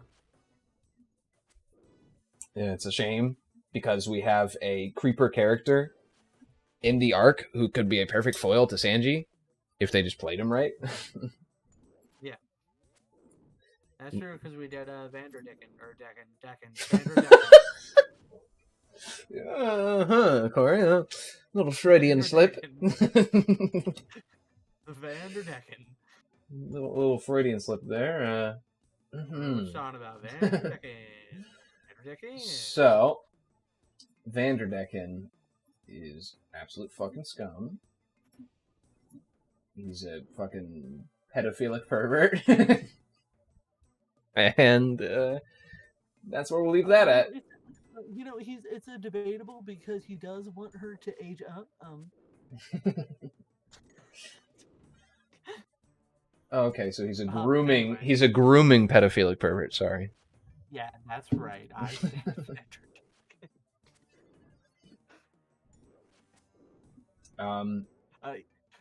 for the record, he was not the character I meant when I said one of my favorite villains of One Piece. But there was something that I spoiled for you here back when we were talking Hunter x Hunter. I spoiled for you something in this arc. Do you remember, or did you forget by the time you got here? What? What was it? I spoiled Hody Jones' the reason why he does what he does, which is one of my favorite lines in the whole series. If you don't remember. So it is... I remember you mentioning that you liked Fishman Island. I don't think I remembered the whole thing. So I brought this up because I forget the reason why, but it was something that we were talking about in Hunter x Hunter. And I brought this up because it's one of my favorite lines from this whole series. This whole arc, I guess I'm going into like this whole arc right now because it kind of... I can talk about the line individually, but it would do better if I talk about the arc first. The whole arc is about Queen Athome trying to seek peace between the Fishman and the humans. It's a little flashback about what happened in the past. She's dead now. She died because of an event that happened where supposedly a human shot her, and all this stuff. And it's this really tragic backstory where no matter what happens and like no matter the negatives, Queen Athome still wants to do this. She even ends up being shot by a human in the end, but she says, don't blame the humans, It's not a human's fault. Because a human shot me doesn't mean all the humans are at fault, And it's just this wonderful story from her that I love. And it's about beating systematic racism. Something very prevalent in the real world today. Mm-hmm. And the other flip side coin to that is the story about the Fisher Tiger and what the kind of effects of Fisher Tiger are. Am I saying his name correct? It's Fisher Tiger, right? You know who I'm talking about, at least. Oh yeah, the Jinbei. Jinbei and Arlong were under him. Yeah. Yeah. And so Fisher Tiger was a guy who was a slave. He was a fishman slave for the Celestial Dragons.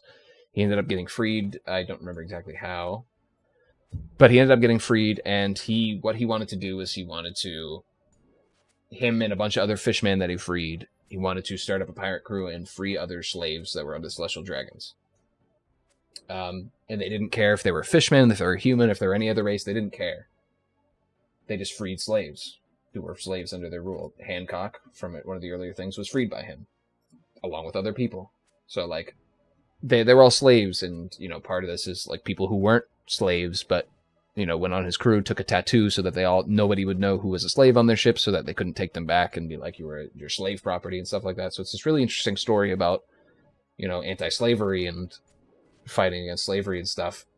And towards the end, Fisher Tiger is dying. He's taken mortal wounds, and no fishman on the ship has the blood to save him, but they're right next to a human town which does have the blood to save him. They've confirmed it. But Fisher Tiger says, no, I don't want human blood in me, because I fucking hate humans so much for what they've done to me. He says there's no way I can ever forgive them, and having their blood inside of me, there's nothing I can do. You know, there's no way I can live with myself with that inside of me.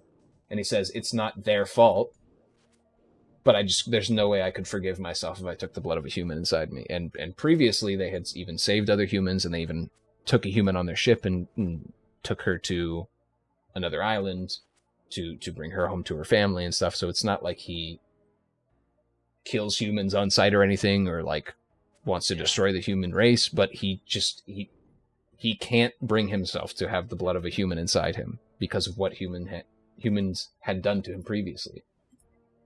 And so he ends up dying because of this choice. He willingly dies because he doesn't want to have human blood inside of him. Yeah, and it's like the reason that happened was like that moment where like he got that, you know, mortal wound was because they were taking this human child home. And then that place betrayed them. Not like the child itself, but like those humans like betrayed them. Mm-hmm. And they got attacked. And he took this wound. And even after that, he was still like fighting to say that they shouldn't hate humans, and that, you know, we should still be doing our best to like make amends with them. But he couldn't get over his own personal grudge in his heart. He was like, personally, I can't get over it, but you need to try, essentially, to everyone else on his crew. He's like, you can't just hate humans because I've died here today or because of the other things that have happened in our lives. Try to be better than I am. It's such a beautiful, tragic, and, like, most importantly, frustrating moment. Because it's not something that's written for, like, contrivance. It's not like we had to have Fisher Tiger die here, so here's this contrivance-ly written thing where he dies. It's the character couldn't bring himself to come over this. Yeah, no, the character couldn't bring himself to do this, and it feels like such a strong writing where it's not, the plot didn't demand he died, you know, and that kind of thing. It's, he died because he couldn't live with himself otherwise. And it's such powerful writing because it's not something that... Sure, if someone was in that position in real life, where they had to take, you know, if they were a black man who was a slave for years, and then they got freed, and they had to take blood from a white man. Sure, a lot of black men in that situation might have taken the blood, but you could see that situation happening where somebody would be like, I'm not going to do that, you know? It's not like it doesn't feel fake or written for like drama. It feels like something that's real in this manga about a fucking walking fish man. And that's what's powerful about it. So, and the reason why I've been talking about all this is it leads to Jinbei starting his own stuff, having Arlong under him, Arlong going off to the other place of the sea, and it also leads to them affecting the next generation. And this is my favorite part of this arc. This is probably one of my favorite parts of the series because it says something so valuable that can be used in present day, and so 1 second. Poignant. One.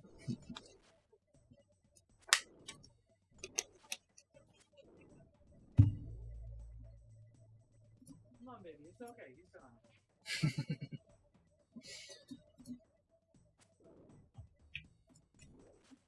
Sorry, boys, for freaking out about a neighbor dog. Ooh. But yeah, so you can continue, which I 100% agree with.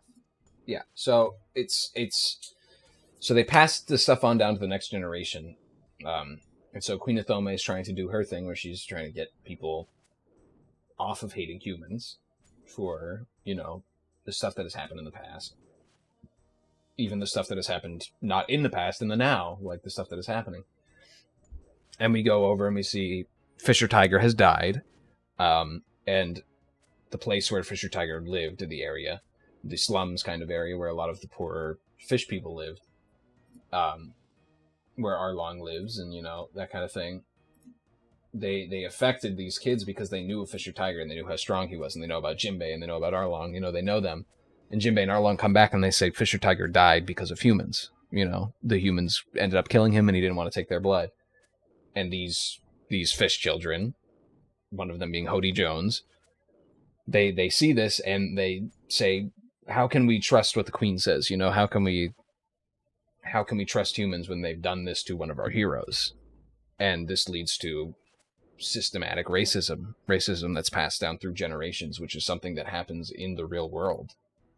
It is something that's really prevalent in the real world, and something that, I don't know if you personally suffered from it, Cory, but I personally was affected by it in the area that we grew up in, because people around us were not only allowed to, but encouraged to say stuff like the N-word on a regular basis. Yeah. Me and Cory grew up in the backwoods. Like, we lived in the backwoods of Florida.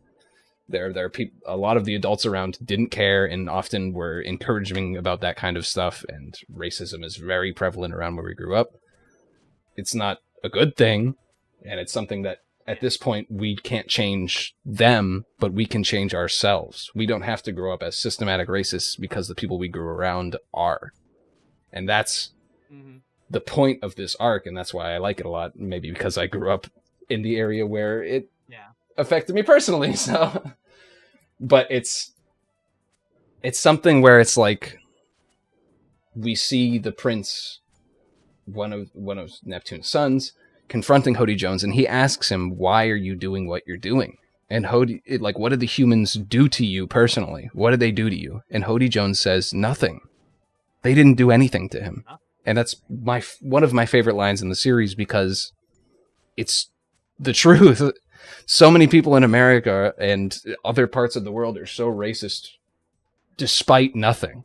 There is no reason for them to be, but because they grew up in an area where they were told these people are bad. These people have done bad things to us before in the past or in the now, and we have to hate them due to these reasons. And the fact that I grew up in an area where that literally happens is personally affecting to me, and is part of the reason why I like this arc a whole hell of a lot. My favorite part of One Piece is that moment where, you know, Hody Jones says, like, literally nothing. Literally nothing. Literally.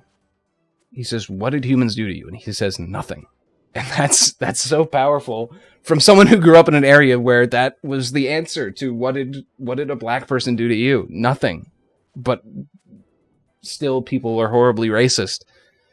Like, not in real life they'd actually admit to that. No, of course. No, it's obviously a fictional setting, and it's obviously something that no real person would say. They'd be like, "Well, they moved in on our area and this kind of," it's like, but in actuality, nothing happened.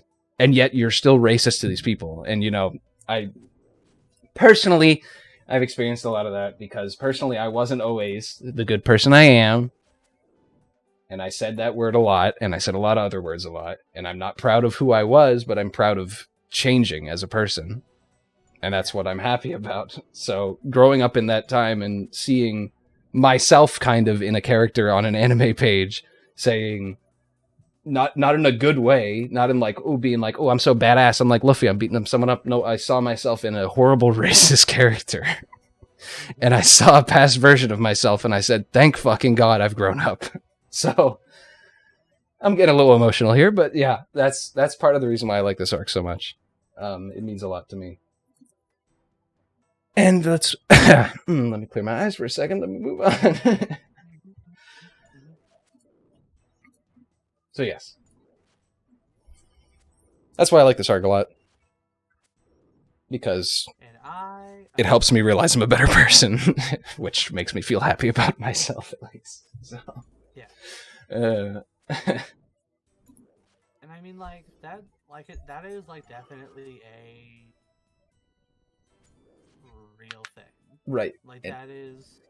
And it's one of those things that even like in the arc, they talk about how we need to, like, they say we need to go into the slums and like change things so people don't think this way. And that's such a non-realistic thing too, because typically when people find out that people are racist or an area is racist, nobody gives a shit. They just ignore it and they move on with their lives. You know, if you're on Twitter and somebody's racist, they'll just be lambasted to high hell and people will move on with their lives after roasting the shit out of this racist. And it's like, that's fine to make fun of the racist for doing what they did. But if that was me back then, when I was almost a racist, essentially, as I was growing up in this area, if that was me and all I was doing was being made fun of and told that I'm a piece of shit, and that was the only outlet I had to the outside world besides other people who were racist, I wouldn't want to be anything other than a racist. I would just want to continue being a racist. I wouldn't want to change. But luckily, that didn't happen to me, and I was able to change. But I see it with so many people online who are racists, who are bigoted, who aren't going to change because they have no incentive to. Why would they want to change when they're still going to be made fun of for all this time? You know, it's something that I think... I'm not saying be nice to the racists. Yeah. But I'm saying we have to extend an arm to try and help. Because if you don't, they're going to be racist and they're going to spread it on to each next generation, and it's going to continue on forever and ever.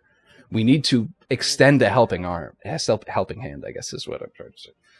And it's, you know, not to go like all woke Oda or anything, but you know, like this arc does have like this clear advantage of like talking about why it is that, or like what like the actual solution to this, to like, you know, like this type of problem is. Mm-hmm. And it's to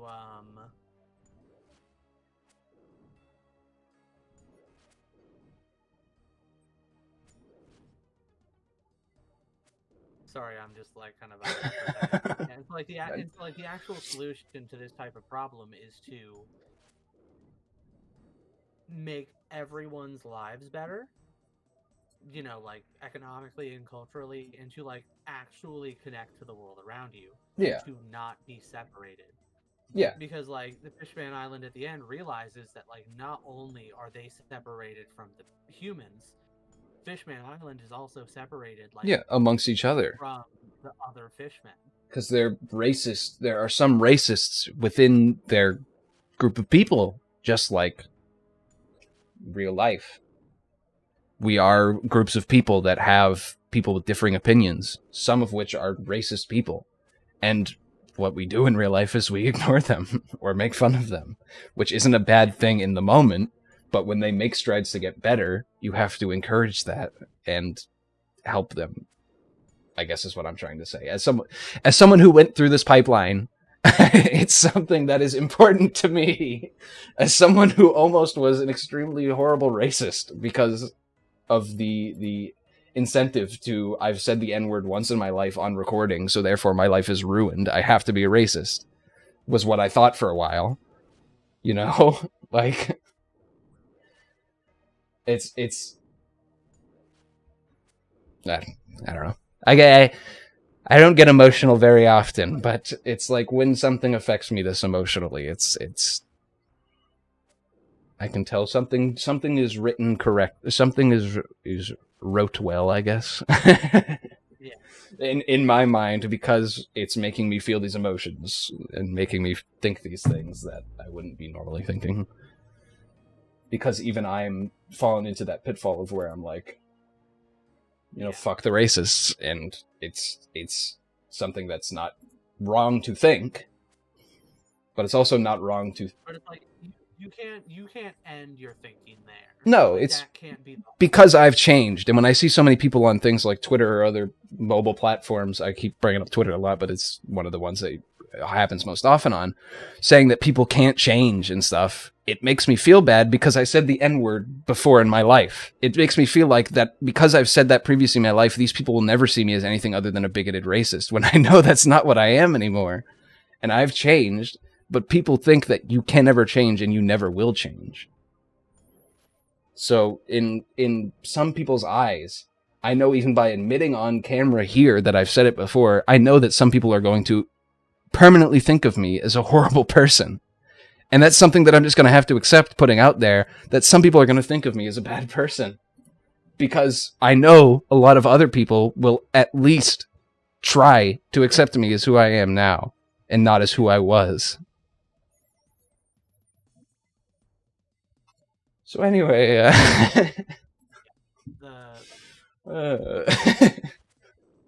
So, like, and I just do to like bring it around to One Piece again, because like I completely agree with like everything you've said here,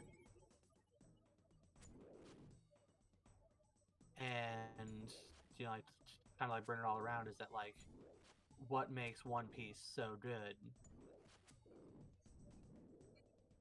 I died. Well, so what makes certain One Piece arcs so good is that they will actually have a proper thesis sometimes. yes. So like Ennis Lobby, we spent a long time talking about Ennis Lobby. Yeah. And part of that was because Ennis Lobby had a proper thesis about the nature of power and what to do with it. Yeah. And that Fishman Island. Yeah.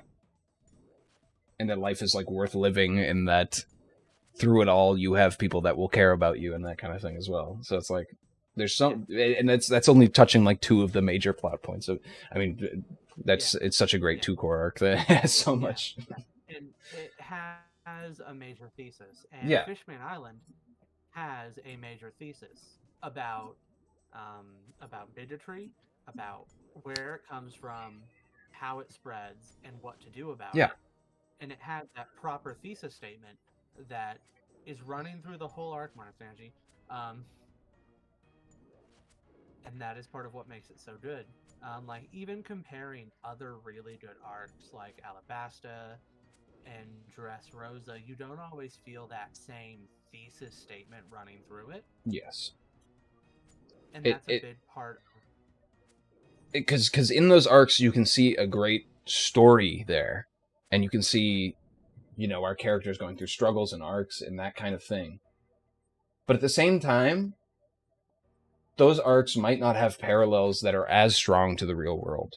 When Crocodile is making a hidden cabal to take over Alabasta, sure, there might be a hidden cabal in the real world trying to take over countries, but it doesn't really apply to 99% of people in the world. You know what I mean? When Fishman Island says systematic racism is a problem and we need to tackle it instead of ignoring it like we've done for hundreds of years, that's something that appeals to 99% of the human population, because 99% of the human population has dealt with systemic racism in their lives. Yeah. And Fishman Island does also have some advantages in the fact that it's a shorter arc. So, like, Alabasta has some, like, real-world parallels, like, the way that, people in power can maintain and grow their power by pitting the lower classes against each other. Like, it has certain things like that. But no, it for sure. I mean, that's through the whole series. Yeah, but those things in Alabasta aren't a constant presence in the arc. Yeah. In this it's not like that is the thesis of the arc in the same way that it is in Fishman Island or that it is in Ennis Lobby. Yeah, and that's definitely one of the major things in the whole series as well, is that, you know, abuses of powers and, you know, systematic power itself is a horrible thing, and it, you know, it leads to horribly corrupt people and horribly corrupt institutions and so on and so forth, which is very parallel to real life and is a very strong point for real life. I'm obviously not as emotional about it because I haven't fought in a revolution yet or against, you know, that kind of thing, but Please don't say it. but yeah. it's still strong, and it still appeals to a lot of people because a lot of people see that in today's world. They see people ruling from up high, and us down here in the peons in the lower class and the middle classes being like, when do we get a piece of the pie? So it's not like that's not appealing to everyone, but Fishman Island is just right to the point. It's short, it's sweet, and it appeals directly to me because I've lived a life that it has to do directly with the thing that it's talking about. So yeah, to me, that's why I like this arc a lot, and that's why it's my favorite, or not my favorite arc in general, but it's one of my favorite arcs. Probably my second favorite behind Water 7 Ennis Lobby. So I can definitely agree with you. Like, honestly, like, post on, like, having our conversations, I think Fishman Island is definitely in my top 5 now. Oh, I'm glad I could do that. Yeah, I don't know how exactly I would shake it out. I think I might still like Whole Cake a little more than Fishman Island. Mm-hmm. But I think at the moment, you know, tentatively it's Whole Cake, or tentatively it's Water 7 / Ennis Lobby, Whole Cake, Fishman is my tentative rankings right now. Yeah. And I didn't mean to bring it up to be like Fishman Island is so great because I have personal experience that has brought me to like the arc, and everybody else should like it. No, of course, that's not why I bring up these points. But oh yeah, no, you're bringing them up because, like, it's one of the best things about anything, right? Is the ability for it to have an impact on you. Yeah. And for you to bring that impact out of it. Like, using what you've experienced in this manga as a, like, jumping off point to interact with other people around you. Mm-hmm. And that's one of the major reasons why I really liked One Piece, was because, you know, throughout this whole thing we have, you know, classism, racism, all these different big subjects tackled in a kid's cartoon / book. And it doesn't shy away from it, and it puts the spotlight in it in a lot of moments, and it's something that you can talk about with other people that can read it and see the same things as you, you know? And it's like, to me, that's why I like it so much. It's why I like things like Finland Saga, which I'm going to do a slight spoiler, but one character realizes, you know, stuff about religion that they don't exactly like, and so they say, well, if there is God, then I'm going to turn against them, you know, I'm going to be a bigger person, and I'm going to build a heaven on earth, or at least what I can reasonably build, because, you know, God obviously doesn't care about us, and that's their realization. And that's something that I, as someone who was younger, kind of realized a bit as well, maybe not to that much extreme, but where I realized, like, well, if there is a God, why the fuck, you know, does all this shit happen? You can reasonably say, like, oh, stuff like cancer and stuff, like, if you're a weirdo into religion, you can say these kind of things. But there comes a point where you go, why can't I just try to do better on Earth? Why can't I just try to be a better person here instead of pretending like God will cover me when I die? Mm-hmm. So that's it. It's like, that's why I like Vinland Saga a lot, because it has that moment, and that moment also doesn't feel like an ass pull or something like that. It feels like the character naturally coming to that conclusion where they're like, this makes sense to them. And to me, as a person who's gone through that same experience, it makes sense to me. And it's the same thing happening here in One Piece. It makes sense to me. So I like it a lot. It makes sense to me. I've been through the exact events that some of these characters have. I enjoy it. Mm-hmm. Like one of my favorite games is Tales of Symphonia, and that's because it's one of the first like works I engaged with that was like had specifically like very blatant in detail like anti-racist messaging in it. Mm-hmm. Maybe not as good as Fishman Island, but like it had like very explicit and specific anti-racist messaging in it. Mm-hmm. Like there were entire arcs about half elves and elves and whatnot, and it was all very good. And it's yeah, even the best fantasy, or the best fantasy has a touch of reality in it. Yeah. Even if it's not a happy reality. I mean, I could go off all day, like, talking about some of the stuff I consider best, and the reason why is because it talks about stuff that happens in real life. Berserk talks about the realities of how dreary a world is and why it's still worth living. Hunter x Hunter talks about, some of the realities of how horrible humanity is, but at the same time, not everyone is horrible. Just because some people have created some stuff and humanity as a whole can be seen as this disgusting creature, you can also look at the individual as a person and be like, well, yeah, you can look at the individual and be like, wow, there's something beautiful there, Full Metal Alchemist can talk about like the nature of a dictatorship state and how horrible it is to be under this governance and that kind of thing, and still feel like a real thing because it parallels Nazi Germany. And it's like doing it so strongly at the same time. It's like there's so much good stuff in the stories that I like, and I'm sure stuff in stories that I haven't watched and that kind of thing, but it's like there's so much good stuff. When I say that I like a story, it's not because Natsu Dragneel punched the fucking guy and he fell over in the power of friendship. It's because or Goku beats the fuck out of Cell and then revives him and tells his son to beat him up. Like, those are cool moments. But to me, what's more interesting is these real life parallels that I can relate to and latch onto and go deeper into and to talk about, even if I feel like sometimes maybe I'm talking about something that's obvious and I might be stupid for talking about it. To me, that's interesting because it's something that everybody in the world can relate to. And sometimes they even help you to learn more about yourself like in the process. For sure. Anyway, I have to get off now. Yeah, I think that's a fine. I think that's a fine cap point for us. Yeah. Collect my feelings a little bit for next time. Yeah, it was good to talk about One Piece again. Yeah. Now that we've had the two, went a bit off the rails at the end there. Yeah. After we did all the comments about people complaining about how we spent like 20 minutes on the Paggigalo War and like 45 on Fishman Island.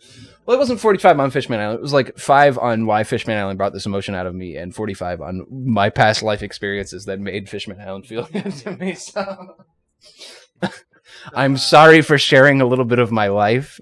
I'm genuinely sorry for the people out there who can't see me for who I am today, because I know there are people that are out there that might watch this video in the future and be like, you're a horrible person.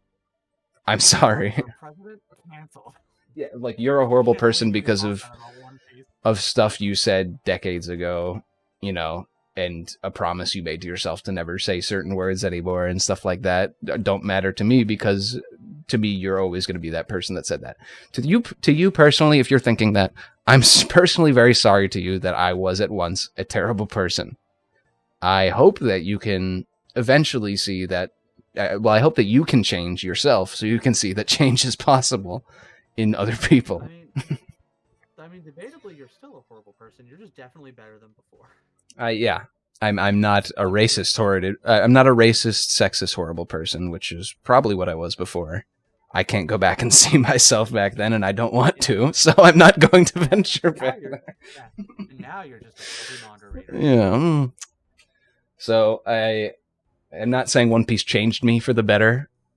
I'm not saying, One Piece it will change you if you read it. It'll make you not a racist and a bigot. But I am saying that One Piece helped me kind of look at my feelings a bit. And after I had already changed and be like, oh, wow, this makes me at least feel better about myself, because sometimes I'm in this situation and I feel like in my future is just going to be fucking shit, because everybody is going to know that I was a racist at one point, or I said bad words at one point. I'm not a racist. I'm not a sexist. I just want to get that out there. At one point I might have been. I don't know entirely myself because I wasn't actively participating in that kind of thing, but I might have been. I might have thought those thoughts. I don't think that anymore. So that's my thesis point to Fishman Island and why I think it's a great arc. There you go. At least you weren't streaming.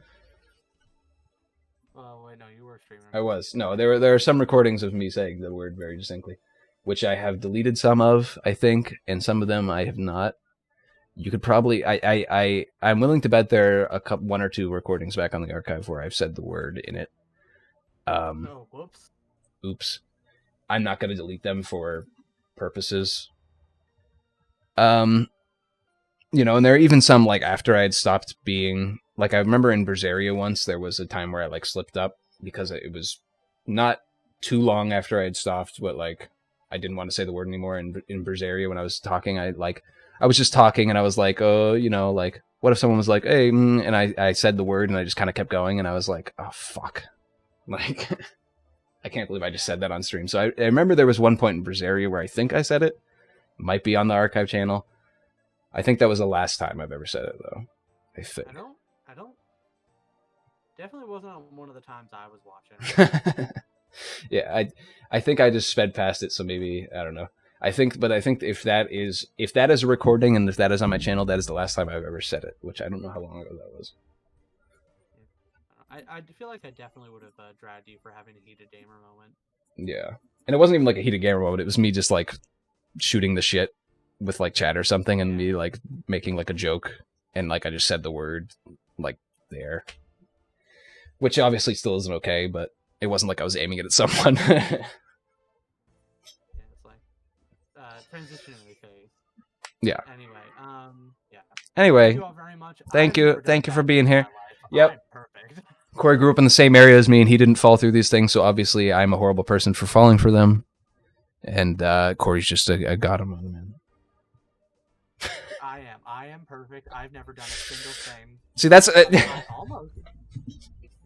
That's where my mind goes, though. It's because like I look at you, and you're like, you didn't fall for these, like you didn't do these horrible things, so I must be a horrible person because I once did them. It's like, no, you aren't a horrible person, like, Paul. I have to tell myself that. Like, even if I never had those moments where I thought, like, wow, I hate black people.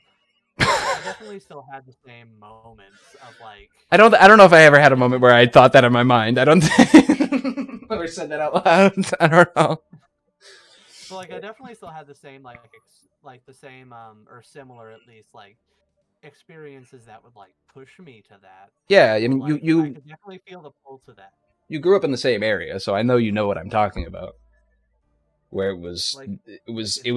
Feel that. It was not only allowed; it was encouraged. I would say. Yeah.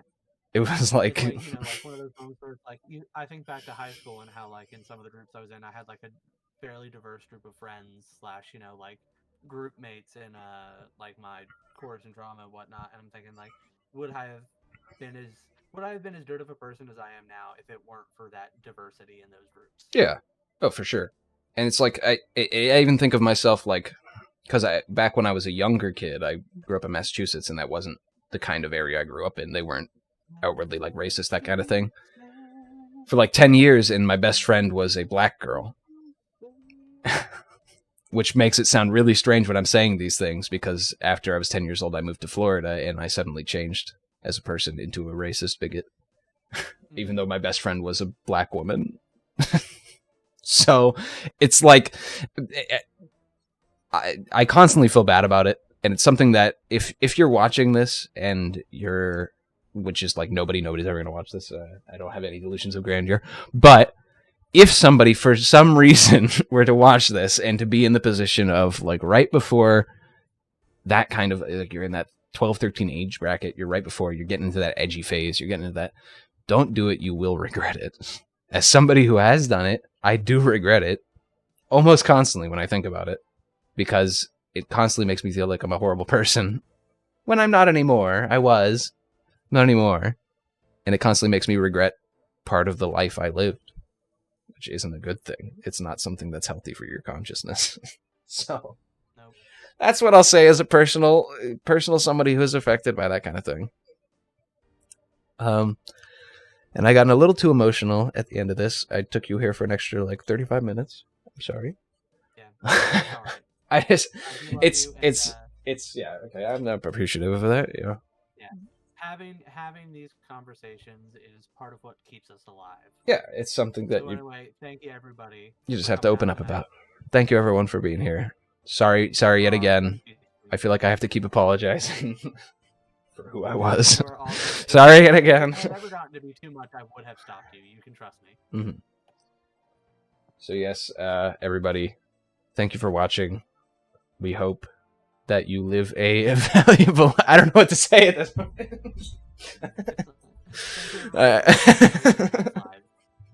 Don't be Hody Jones. Bias. True.